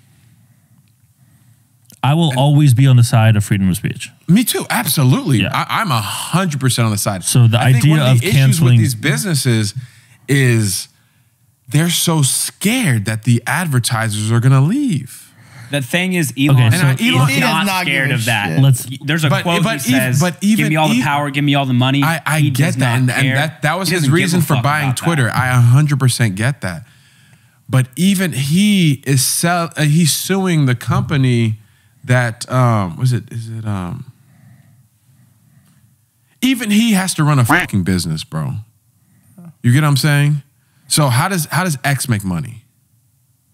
I don't think that I think he's willing to operate X At a loss? At He's taking it a neutral place for the benefit of society. See, I've never had Twitter really, and I've never got it. I haven't either. I've never had a Twitter, but I like the platform because of what it stands for. Every time I got on Twitter, when I did have a Twitter, everything seemed so negative and people were being so mean to each other. Well, that's social media in general. Yeah, that is social media I'm in out. general. I'm out. But Go to any comment section. comment section on Instagram. Oh, dude, Right. I've got some nasty comments. and on mine. Alex talks about that in a TikTok where he goes, there was this older white gentleman talking about finances on TikTok and giving like financial advice, and every single TikTok caption or comment was, "Who does this guy think he is? Just another old white guy trying to like." Was it Dave Ramsey or somebody? I've seen this video. It was Ray Dalio, Ray Dalio. who's the owner of like BlackRock or Blackstone, Yeah. worth like $20 billion. Hedge fund. Yeah. Billions and billions of dollars. Really smart. And it was this guy explaining like how he runs his hedge fund. And all these comments of people saying, does this guy think he is? That's hilarious. Which then that just was like, okay, well, I'm now, because I'll be honest with you, that was a fear I had to overcome. the comment section. Yeah. Oh, it's terrible. Negative hate. Bro, I've had people tell me that they hope that I die in some of my videos. It's like shit. Wait, what? Oh, dude, like the deer capture stuff. People think that I'm killing the deer, that we're just yeah. doing it for sport. And I have people that are like, I hope you and your family dies. Like crazy shit. Crazy shit. Like, Do you guys ever, when you were starting your journey of all three of you guys, because you guys are all influencers, were you guys ever nervous about getting famous to the point that like you're going to then deal with constant negativity thrown at you on a daily basis? I haven't processed that yet. I don't know about constant, but I've definitely been scared of, not scared, but I've been conscious of the fact that the bigger you get, the more psychos you're going to attract. It's also the more influence that you're going to have, the more people that you can help with that influence. Yeah, that too. But it's just. But that too, I worry about like somebody getting. It's kind of like the Matt Rife situation. Have you heard about Matt Rife? I love Matt Rife. The comedian. How What they're happened trying to to him? Huge fan of Matt Rife. They're trying to cancel him because of his Netflix special. Also, the greatest comeback ever on Twitter. I know. With the helmet. missed it. They said if anybody who has ever been offended by my Netflix special, here's a link to my official apology, and it was a link to to TISM safety helmets. Yeah. Oh, really? A special safety helmet or something. Yeah. Like special needs safety helmets. Yeah, special needs safety helmet. Dude, like let comedians man. be. Which is I thought that was hilarious. It's a great bit.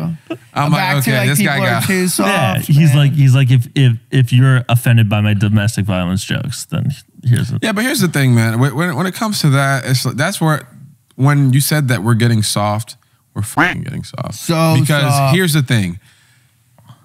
It's a joke. Also, hey, It's a joke. hey, that's his job. Like he gets, you're paying money For him. for him to say it. Yes. That Because we can't say it. It's like one thing if it's like Bill Gates like coming and saying a domestic violence Yeah. joke. It's like Bill Gates, dude, just make computers. It's another thing if it's like Just make computers.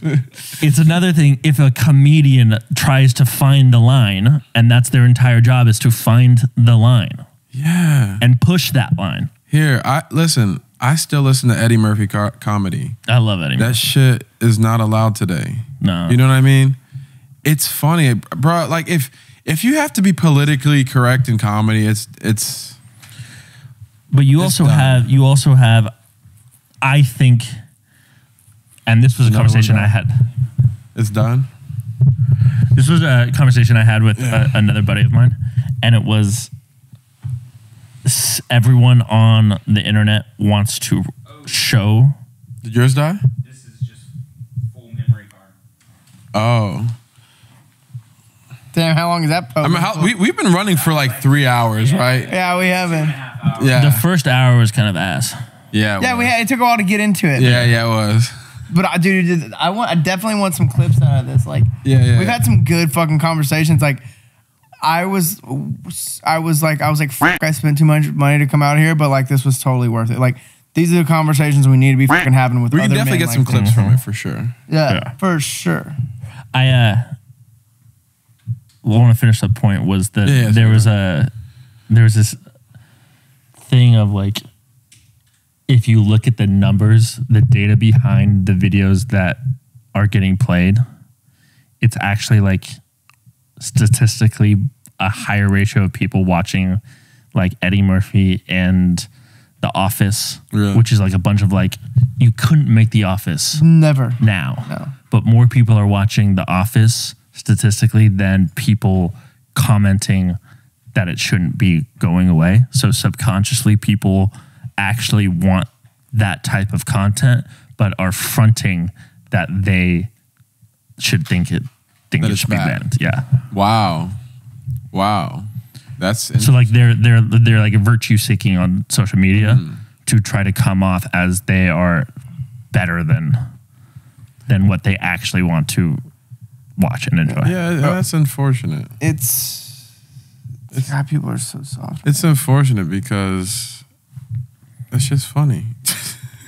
Yeah. Also, You know? if you don't find it funny, then just don't watch it. Yeah, don't watch it. There you go. Dude, I like when There's so much content turn the out there. channel. Yeah. You have so many options. You have Netflix. You have Hulu. You got Apple Video. Yeah. Amazon Prime. You've Also, got Peacock. there's tons of comedians that don't make domestic violence jokes. Yeah. Watch them. But then they're like, well, they're not having to do it to be funny. Then why do you have to, like, that's not my comedy, mother. My favorite thing is when Joe Rogan's making fun of those kind of people. He goes, But I think the big thing with Matt Rife, though, is he's amassed a huge Dude, in women like 5 audience. months, 6 months. And the way that he's done his jokes, they're really for men. Okay, first of all, do you guys know fully Matt Rife's story? No. The dude has been doing comedy clubs for like 9 years. But he just blew up recently. No, but the dude has been put in work. He for did an interview with sure. Barstool and said, this was my last year. I gave myself 9 months and I was going to get a 9-to-5 job this year if it didn't work out. Because I thought to myself, maybe I'm just not funny. And now he blew up. But it's literally like the story of like someone working for 9 years doing fucking shitty clubs. He was pulling back his arrow, and he finally let go of the fucking arrow. Bro, I had this conversation with Brandon, my kind of like my buddy, my mentor that I work out with up there. I was like, dude, Brandon, I don't know what I'm doing, man. Like I feel like I've been busting my ass for so long and working so hard on myself, and just all the early mornings, all the books that I've read, like all the shit eating that I've done, like all the losses that I've taken. And I'm like, he's like, dude, just keep going. He was like, you're pulling back your arrow. And I was like, I'm tired of holding this motherfucker, dude. Like it was like, and then finally this thing happened, and you know, like the longer the pullback, the further the arrow. Yeah, but he told me too, he was like, Drew, he was like, I think you're going to be one of the most successful people that I know. And he's like, I mean that. And he said, you just got to keep going, dude. And this reminds me of, it's hard. Reminds me of infinite games versus finite games. Never heard of it. But like where did I hear that from? Alex Murphy talks about it. Okay. Finite games and infinite games, the difference between them is finite games are known players, known outcomes, and known rules. Infinite games are unknown players, unknown outcomes, and unknown rules. So like, I'll give you an example. Marriage, for example, is an infinite game. The goal of marriage isn't to win marriage. Right. It's just to stay married. Right. The goal of business isn't to win in business. It's just to stay in business. And like the reason why we lost the Vietnam War was Vietnam was playing an infinite game. We were trying to win the war. They were just trying to stay alive. Yeah. And so back to what you were saying, it's if you can extend your time horizon and think as, dude, I'm thinking in terms of my entire life instead of 2 or 3 years. And then you're like, okay, well, if I'm thinking in terms of my entire life, all I have to do is not stop. Right, and that's it. The, You just minute have to I keep- stopped, I lose. If I just don't stop, it would be statistically very impossible for you to lose. Exactly, and that's what he said. He said, dude, something's gonna happen. Something's gonna happen, and it's just gonna be boom. And he said people are gonna call you an overnight success, and they won't see all the bullshit. He's like, I'll know, you'll know, your circle will know, but people are gonna be like, oh, that guy's so lucky. Must be nice. Must be nice, motherfucker. Fuck you. I ate so much shit. I did so much. What did my buddy call? He called it eating humble pies. Ate lots of humble pies, man. But it's like, and some people do get lucky, but I might be seeing that from the outside, and I haven't seen the shit that they ate. So I don't know, but like, it finally pays off, man. It finally did pay off. But yeah, I mean, I think Sam Kohler's a good example of that, right? Like people, he seems like he kind of came out of nowhere. Homeboy's been filming since he was like 6 or some shit, you know? If you go on his page, I don't know if it's deleted now, you can scroll back. This motherfucker has been filming since he was a little kid. That's cool. he's a videographer, right? Yeah. Yeah. He's the dude that everyone was like, He is the travel videographer. Oh, Sam is who Parker worked for. No, that's Devin Supertramp. That's right. Oh, I am shit. wrong again. he used to work for him? Parker That's used how to Parker work for got Devin. started. I Yeah, don't know who Parker is. Devin Supertramp is actually like one of the guys that inspired me to like start really making videos. Really? Yeah. Oh, yeah. I just loved that he filmed like a bunch of like outdoors, like wakeboarding or like doing the insane rope swing off like, you know, the arch.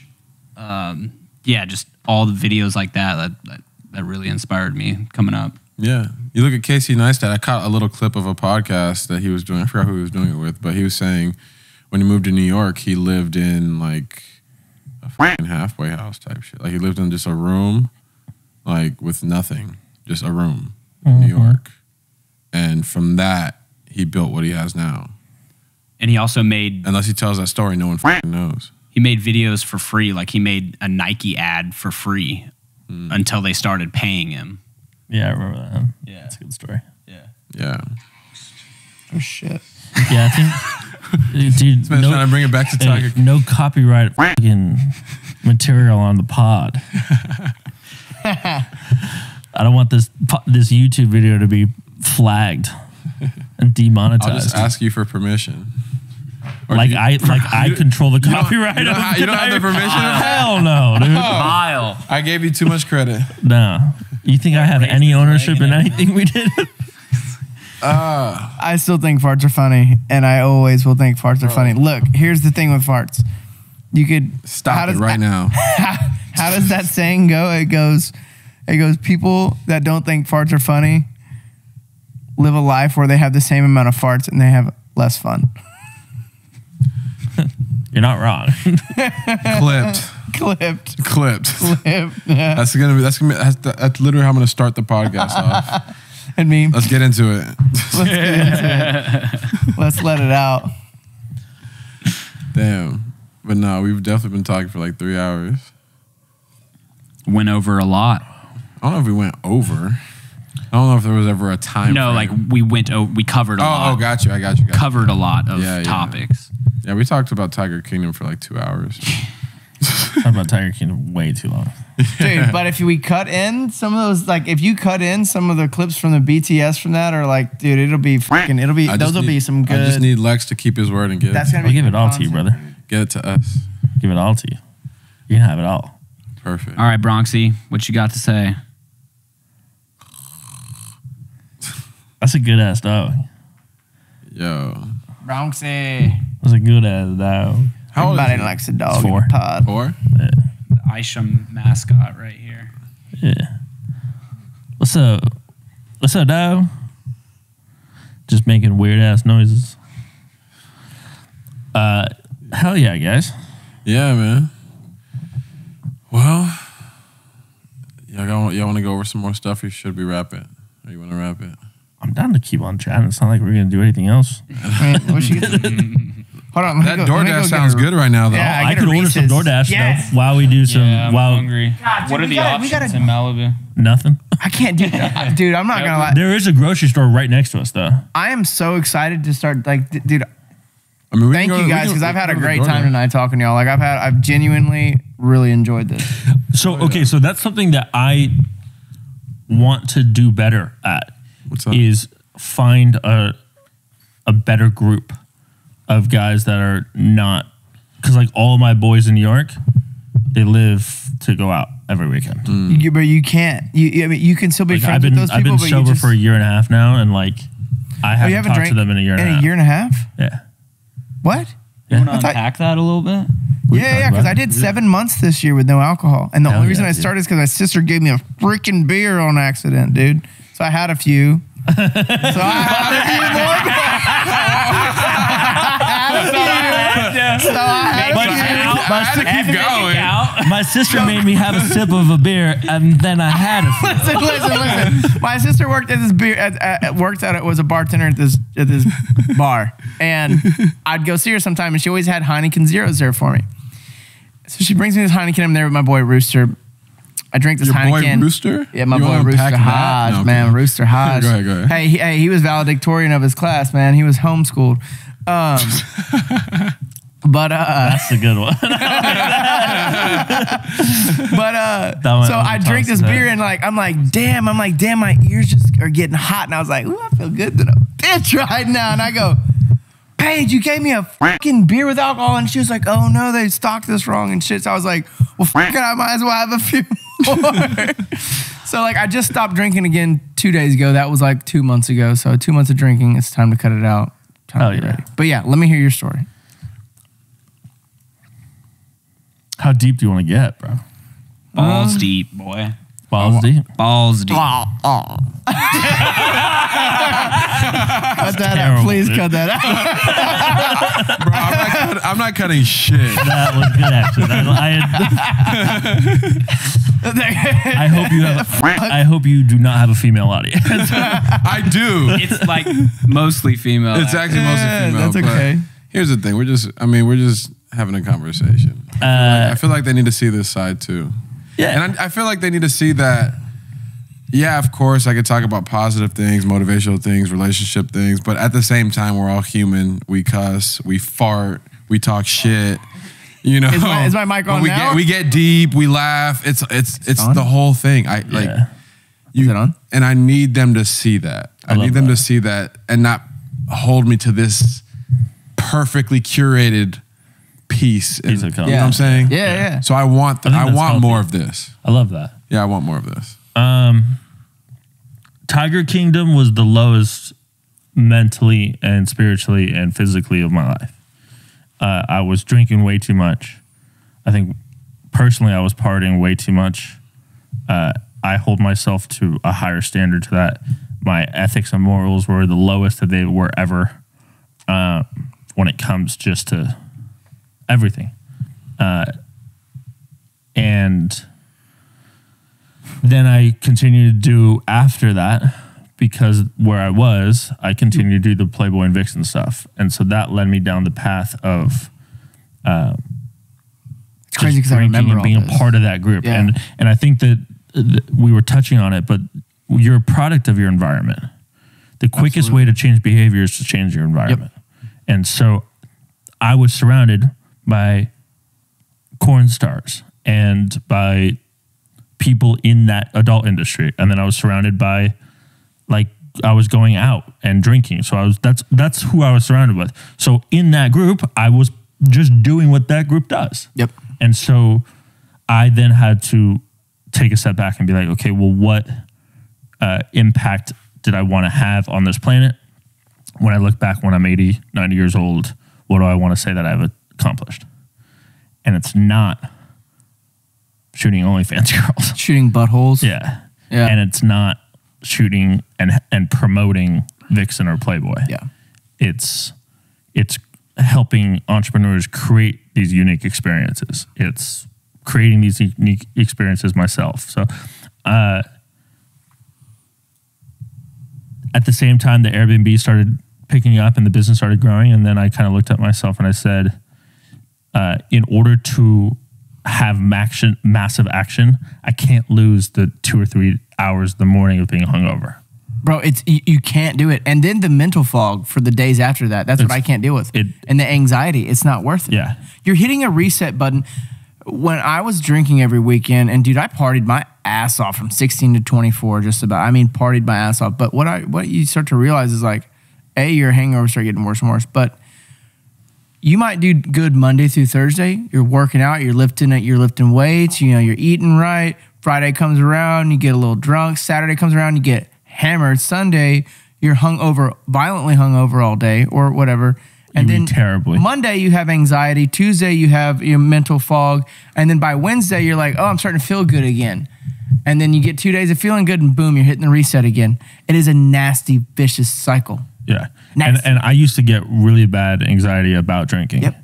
And so, but here's what I hate is people who get anxiety about drink and then take anti-anxiety medicine to then hide the fact that they're drinking and feeling bad about it.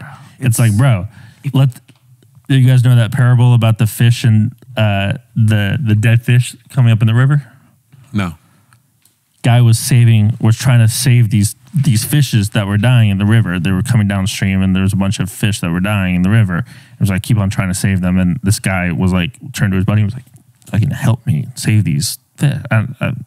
Might not have been fish, but he's like, help me save these things that are dying. And the guy starts helping him and the guy stops and he goes, what are you doing? Like, we need to keep on helping him. He goes, stop for a second. Walks up the river and figures out who keeps on throwing these dead fish in the river or how are these fish dying upstream. And so basically it's the concept of going upstream to find the root cause of the issue. And so like the anxiety for me started because I drank. So let's not try to solve an issue with antidepressants after you've already without going upstream to solve the first issue. Yeah, you're masking the symptoms. Yeah. And so, stop drinking. It's been 1.5 years. And I mean, I used to go to bed at 3 or 4, wake up at 10, and now I'm switched. Yeah. Now I'm up at 4 or 5, and I go to bed at 8. But I'll tell you, and I will die on this hill, the 5/6 to 9 a.m. period is the most productive time ever. Yeah. I have, ever since I started waking up that early, I have finished my entire to-do list before the workday at 9 starts. And then I come down for another cup of coffee at 9 and I go, well, my workday is done. Like, what do I do now?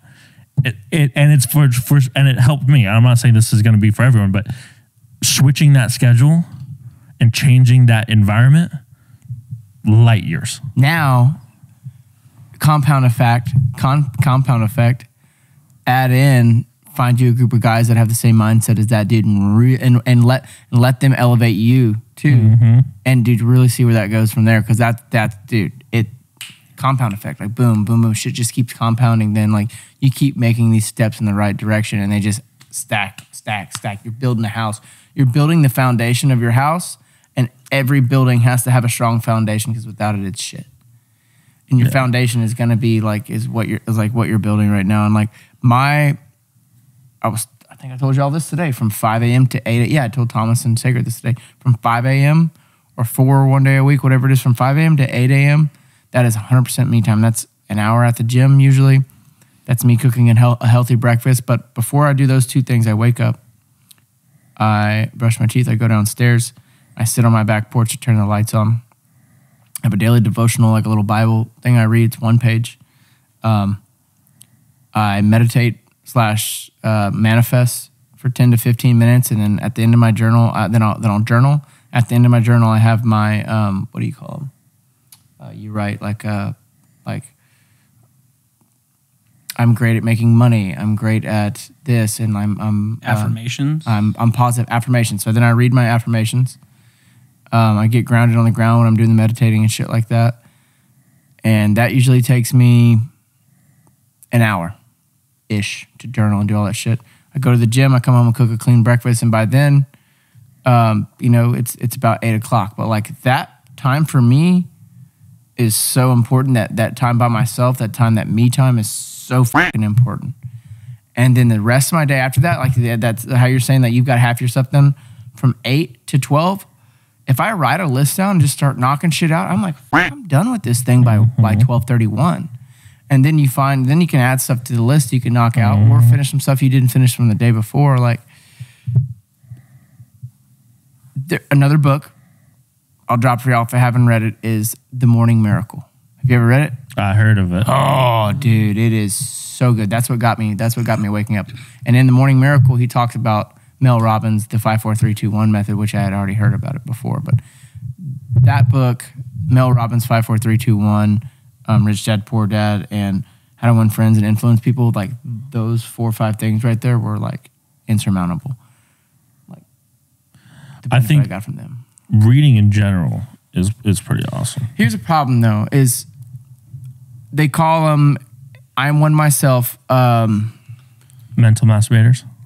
Basically like a mental zombie, like a whatever zombie. Like I need to start reading 2 or 3 books a year, 2 or 3 times a piece, instead of reading fucking 15 books and not applying everything that's in the book, because I read or listen to while I'm driving so many books and I retain some stuff, but I'm not applying everything that the book is teaching me to do. If I would just read one book one time a year and apply everything in that book, I'm not sure if I agree with that. Huge.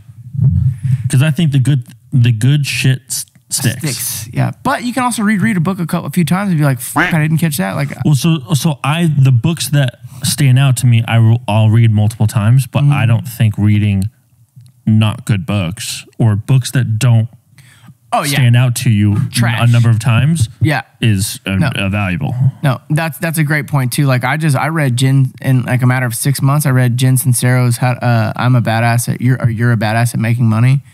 Fucking phenomenal book. Nice.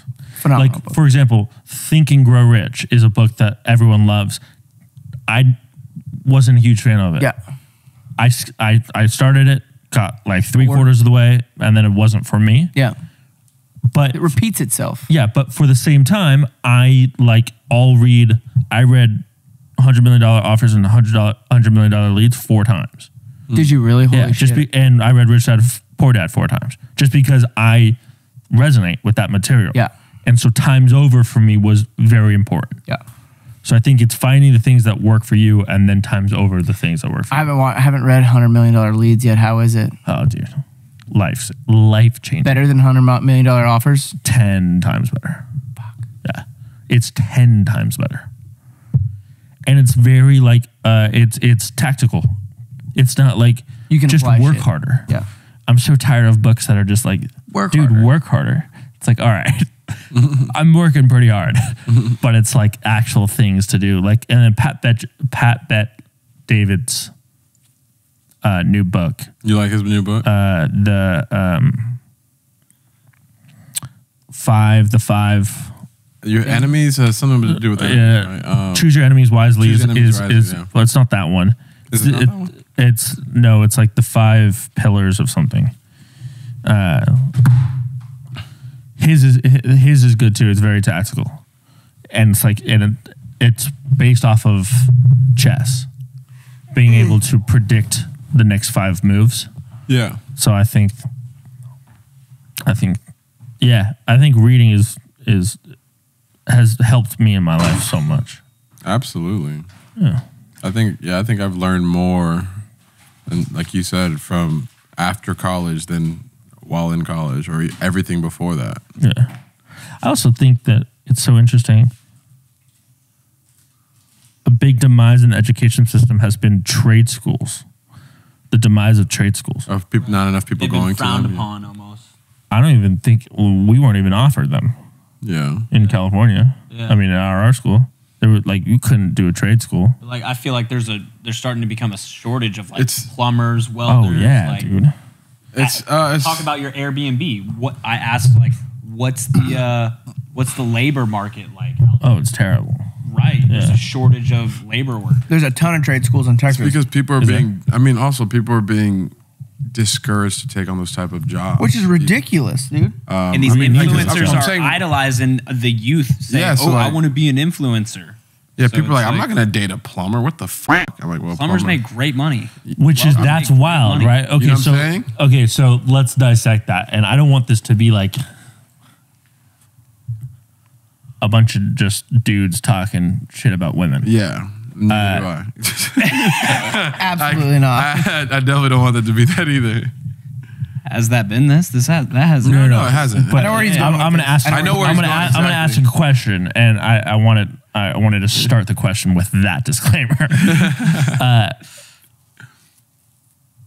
Do you think OnlyFans has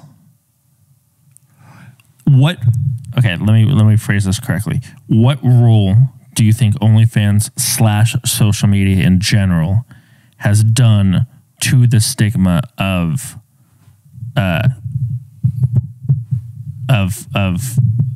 male to female relationships?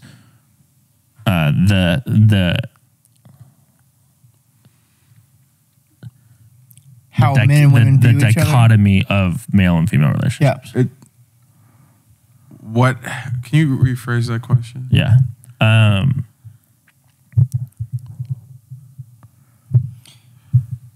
What role has the stigma of OnlyFans?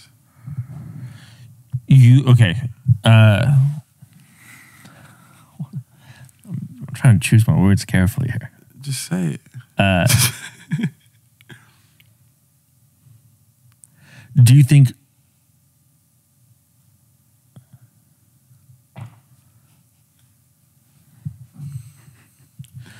that there has been we were talking about plumbers and trades, traditional trades that have been in decline. Yeah. Do you think that is a role, the stigma of like, I don't want to date. Mm-hmm. I've heard Okay. a lot of women mention that they don't want to date men that make less money than them. Okay. Do you think that OnlyFans has hurt the relationship bond between men and women because women with OnlyFans and selling nude or somewhat nude photos of themselves are now able to make a large sum of money? Do you think that's hurt the wanting of men to go into these type of skill sets? Do I think it's hurt? Like, do you think that that men look at women who say that they don't want the man to make less money than them, which then the man says, well, I then can't, in order to attract that female, cannot choose a plumber or electrician, but have to be the next Bitcoin billionaire? Oh, you're saying that it's okay. I don't think men are making their decisions to get with like an OnlyFans girl though. They just need to watch Fresh and Fit to get some. No, but I don't think we're Joking. choosing careers being like, I want that OnlyFans girl. You don't think men are choosing careers based off of mating? I mean, yes, but In a way, everything that men do is because of women. yeah, but In a way, but when you're trying to like correlate it to OnlyFans, I don't think it correlates. Okay, much. so take OnlyFans away. Do you think that? Okay, let me ask you this: Do you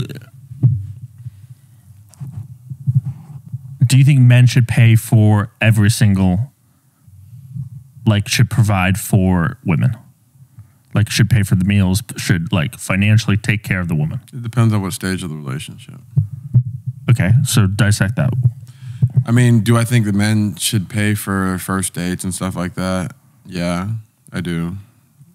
I'm kind of traditional in that aspect. Because I'm not going to take you out to a date if I'm not planning on paying for it. But also, I don't think we should be shamed for a coffee date. I don't think we should be shamed for a walk or taking you to less expensive dates. Yeah, because at the end of the day, I think the point of the date is to get to know each other. It's not about me trying to impress you with with like a free meal, 6-course, 8-course meal or something like that. Like if the woman who wants that as a first date is not for me.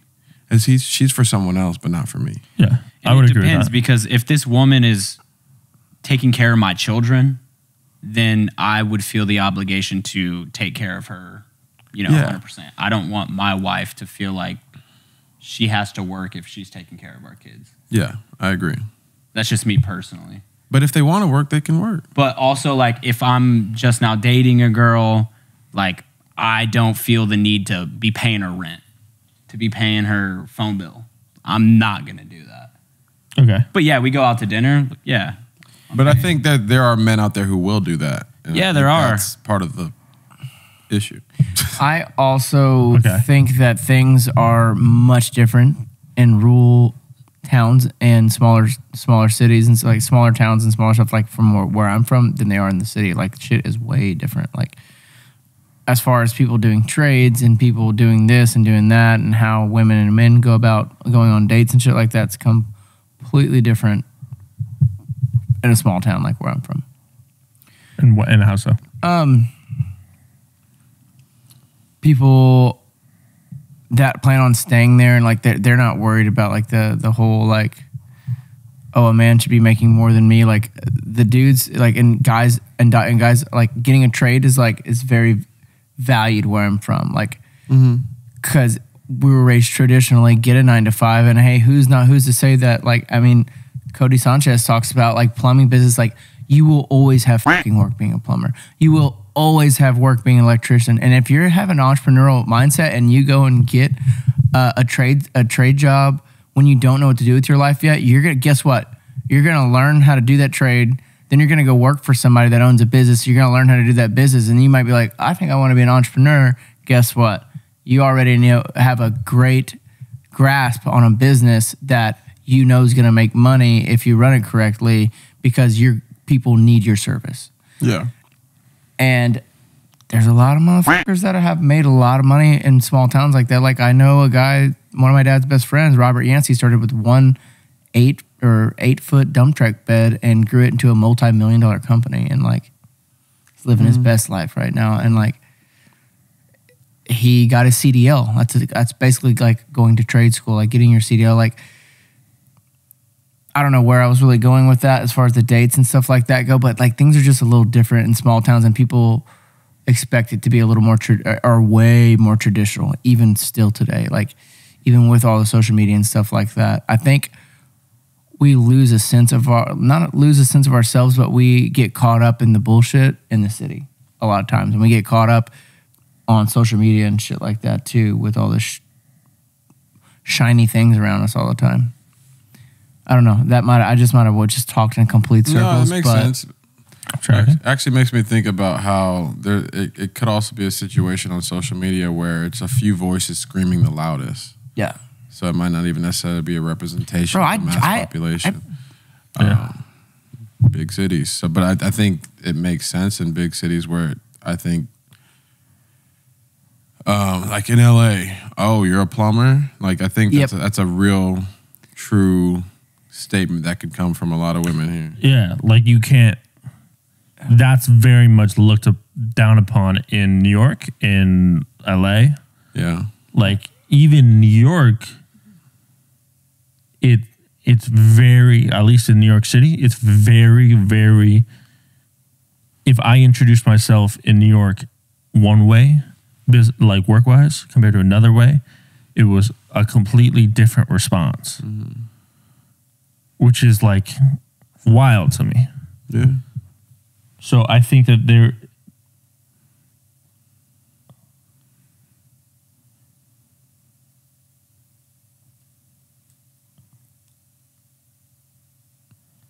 I don't know. I have a hard time wrapping my head around any person. And I think there's a group of females that do this, and I think that there's definitely a group of males who do this, who say that you don't need the opposite sex. Oh, yeah. And that, like, I'm an independent woman, I don't need no man, or men, you don't need women, and you don't need them to be successful. And I personally think that there are... We need each other to be successful, and there can't be like a push of The like- right person. Yeah. absolutely. But I don't think that it's healthy to say that you need. You pulling that LA, bro. You really thinking about what you're about to say to not say the wrong thing, huh? No, I'm just trying to. I want to formulate my words right. I think Okay. everybody. Yeah. I think people need other people, and nobody gets through life alone like we all do. Yeah, I think Yeah. I think it's a two-person planet. Yeah. Like it's very hard to make it by yourself. Yeah, absolutely. Absolutely. How about them? I just lost my train of thought. That Uber Eats though. What we eating? Y'all hungry? So, Yeah. You want to hit a pause on this and like figure out food, Yeah, I'm down. Let's see what we got here. but But I agree. Yes, men need women and women need men. Yeah, and I 100%. don't like the push of Neither of, do I. of like I despise that. women saying that they don't need a man. Yeah. like that. I think that's stupid. I think that women need men, and I think men need women. I think it's beautiful relationship that we have, and I think that women complement men complement women. So I don't like the push of the separation, which is I think is with that push is losing the family unit. For sure. 100%. And I think having a strong family unit is But important. I think there's also another push in the other direction too. Again, sometimes the other voices can seem the loudest. but I think there is a conscious push, and there's a lot of people who think just like you that the family unit is important, and doing everything they can to keep the family unit intact. So That might just be because I live in LA. Yeah. And I get a lot of that type of City of Angels, right? something like that. City of Demons.